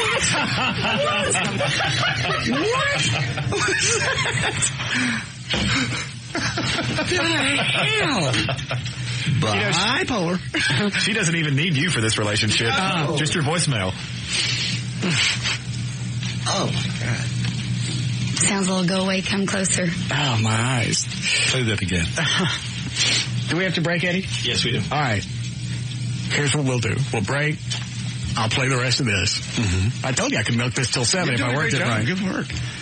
We'll do the quick rock and roll Jeopardy. Okay. We'll give away the thing for this Sanderson Foundation. By the way, that's .com, right? Yes. .org is a lesbian site. Didn't know that. I think it is. SandersonFoundation.com. That gives you all the information about the Alzheimer's thing. Don't forget. Get it? Mm-hmm. All right, we'll take a break. We'll be back. More of the Russ Martin Show coming right up. Call Russ now at 214-787-1053. All right, Dan, you got everybody lined up? Indeed, I do. All right, let's do this because we got to do this now, and then we'll take the rest of the show and whatever we got left to play the rest of the LA tape. You got the... we have an intro for this, Eddie? No, I didn't make one up. Yeah, just take anything. Do Brother Joe. I don't care. Just pick one. Screw it. Just tell us what we're playing for, Dan. Well, we are playing for VIP passes, 2 VIP passes to the Celebrity Motorsports Classic at the Texas Motor Speedway. Now, the public event is Sunday, May 5th. It starts at 3 o'clock. It's $35. But this VIP package, $500 per person. It includes the VIP infield parking, a ride along with the drivers, VIP dinner. Is that right? $500 per person? Mm-hmm. Yes. So we're giving for away charity. We're giving away $1,000. $1,000 prize. Is that what we're doing?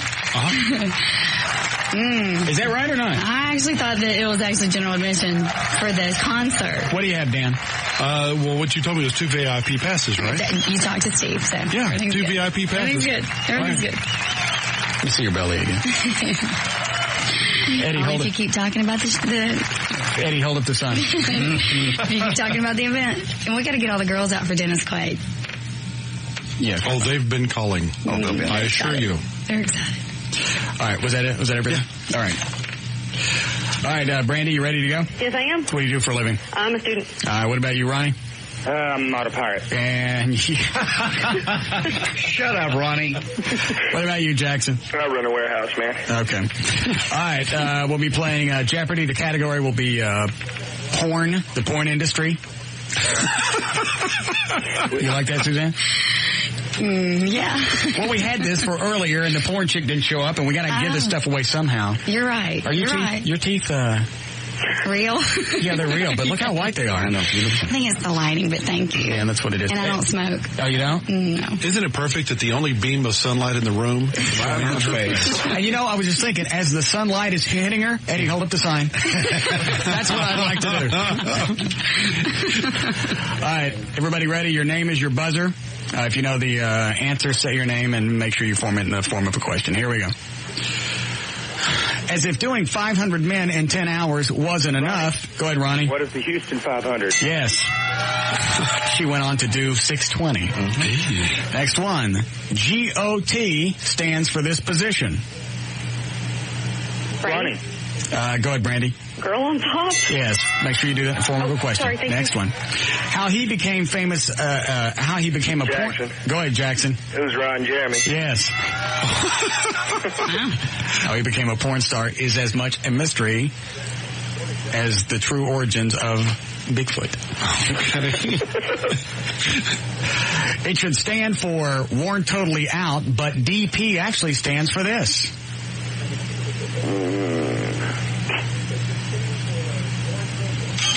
What is double penetration? Ooh. There's no reason for this to be the highest grossing adult film since Linda Lovelace is gross herself. Ronnie, go ahead. What is Deep Throat? Yes. According to Adult Video News, she is the #1 female porn star of all time. Ronnie, go ahead. Who is not L.A. Lamont? Sorry. Anyone else? It was Jenna Jameson. After coming off a year of being high, she committed suicide when she realized she was actually dating Pauly Shore.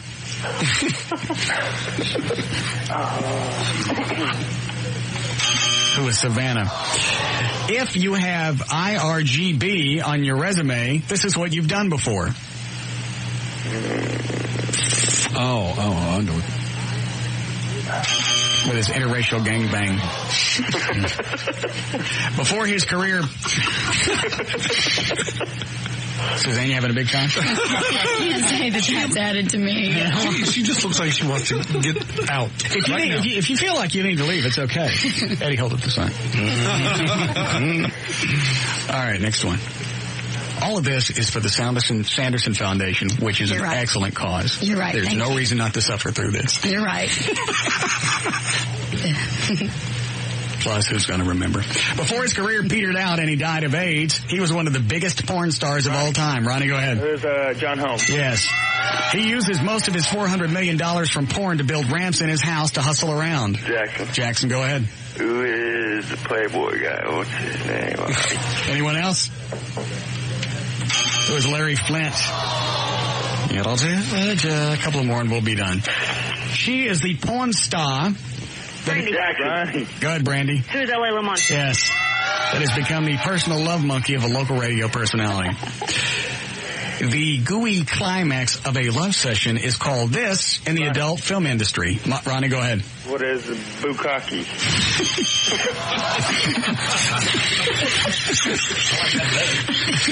Okay.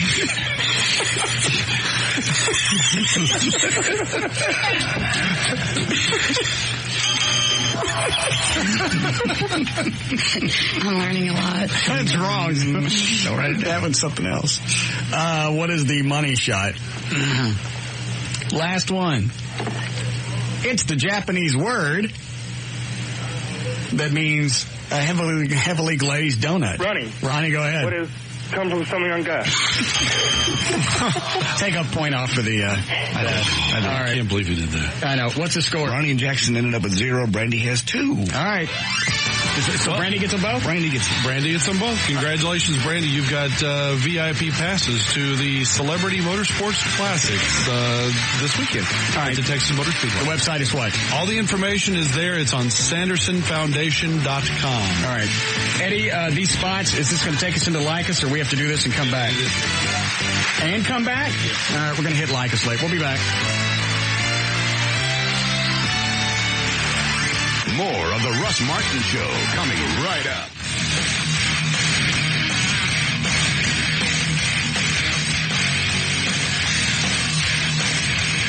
Somebody else sent an email that I didn't think about. You know how Rebecca Lord, when she was in here? Yes. She did the whole shower thing and the naked and all the other stuff, but nothing else, happened. Right. And that little hug there at the end. Right. She did the hips away. Shot her hips out. Mm-hmm. Probably like what Suzanne will do to me when she leaves. Most likely. Mm-hmm. Even though I mean no harm when I want to. Hold up the sign in. That. Okay. I'm not scared of you. I can hug you. Okay. We'll see how that plays out. Because those jeans won't protect you. Those are simple Levi's. Huggers. Yeah. So that was another thing that I thought was kind of interesting. I didn't think about that. I said at the time, how could you be naked with somebody and then you go to hug them and they shoot their hips out like this? You think maybe she got to hurt too? Possibly. I don't know. I think the word's out about Russ Martin in the porn industry now that you just don't mess with him now. Seriously, because we haven't had. But they just had a few weeks ago. They had the whole the big get together. Yeah. I seriously doubt that was the topic of conversation with some radio guy in Dallas. You don't know. As much as I'd like to think things rotate around this, they don't. In the studio, they do. Here's the rest of this. I'm just sitting here thinking for 20 minutes, and I'm really upset about this. And I take back all the things that I say. I'm sorry. It's just that, it really upsets me that, when you can actually lie to me, it's I don't know. I'm really upset right now. I can't really talk. Just call me later. I'm just wicked upset. I can't believe this is happening to me again. And what is the again thing? I'm out on this whole deal. I don't get it. I'm wicked upset. And wicked. One side of her brain is talking to the other. I mean, she calls and she's bitching, and then she calls back and apologizes. You haven't done a thing in the interim. She's just leaving messages. Well, luckily, it's all worked itself out, and I didn't even have to say anything. Exactly. That's why I said you don't even need to be a part of this relationship. Just leave your voicemail on. And you just step in long enough to have the sex, and then you let her have all the arguments. Yeah. That's perfect. That could be the perfect chick. Yeah. Not quite as perfect as Suzanne, whom I would like to hold the sign. That. Yeah. All right, you ready to go, Daniel? I am indeed, sir. All right, everything starts for us tomorrow night at 7? Tomorrow night at 7. That's not for the general public, No, right? General public is on Sunday starting at 3. Yes. And everybody can come out and see the cars, all the original Shelby Cobras and the Series 1s and everything. And then Dennis Quaid comes on about 6 o'clock and has You're going to be all over him, aren't you? No, yes, absolutely not. Why not? Absolutely not. He'll be all over you. You're not going to be all over me. No, he will be all over. Dennis Quaid will be all over her. Oh. No, and he's bringing his son, and it's going to be good. We're having a chicks dig that, don't they? Probably. I heard a lot of girls are calling in, right? Yeah. Yes, they are. I haven't seen the rookie yet. I'm probably going to get in trouble for that one. That's all right. I should be a good representative. But maybe after the show, you and I could go down to the office. You could have a little swig of ether.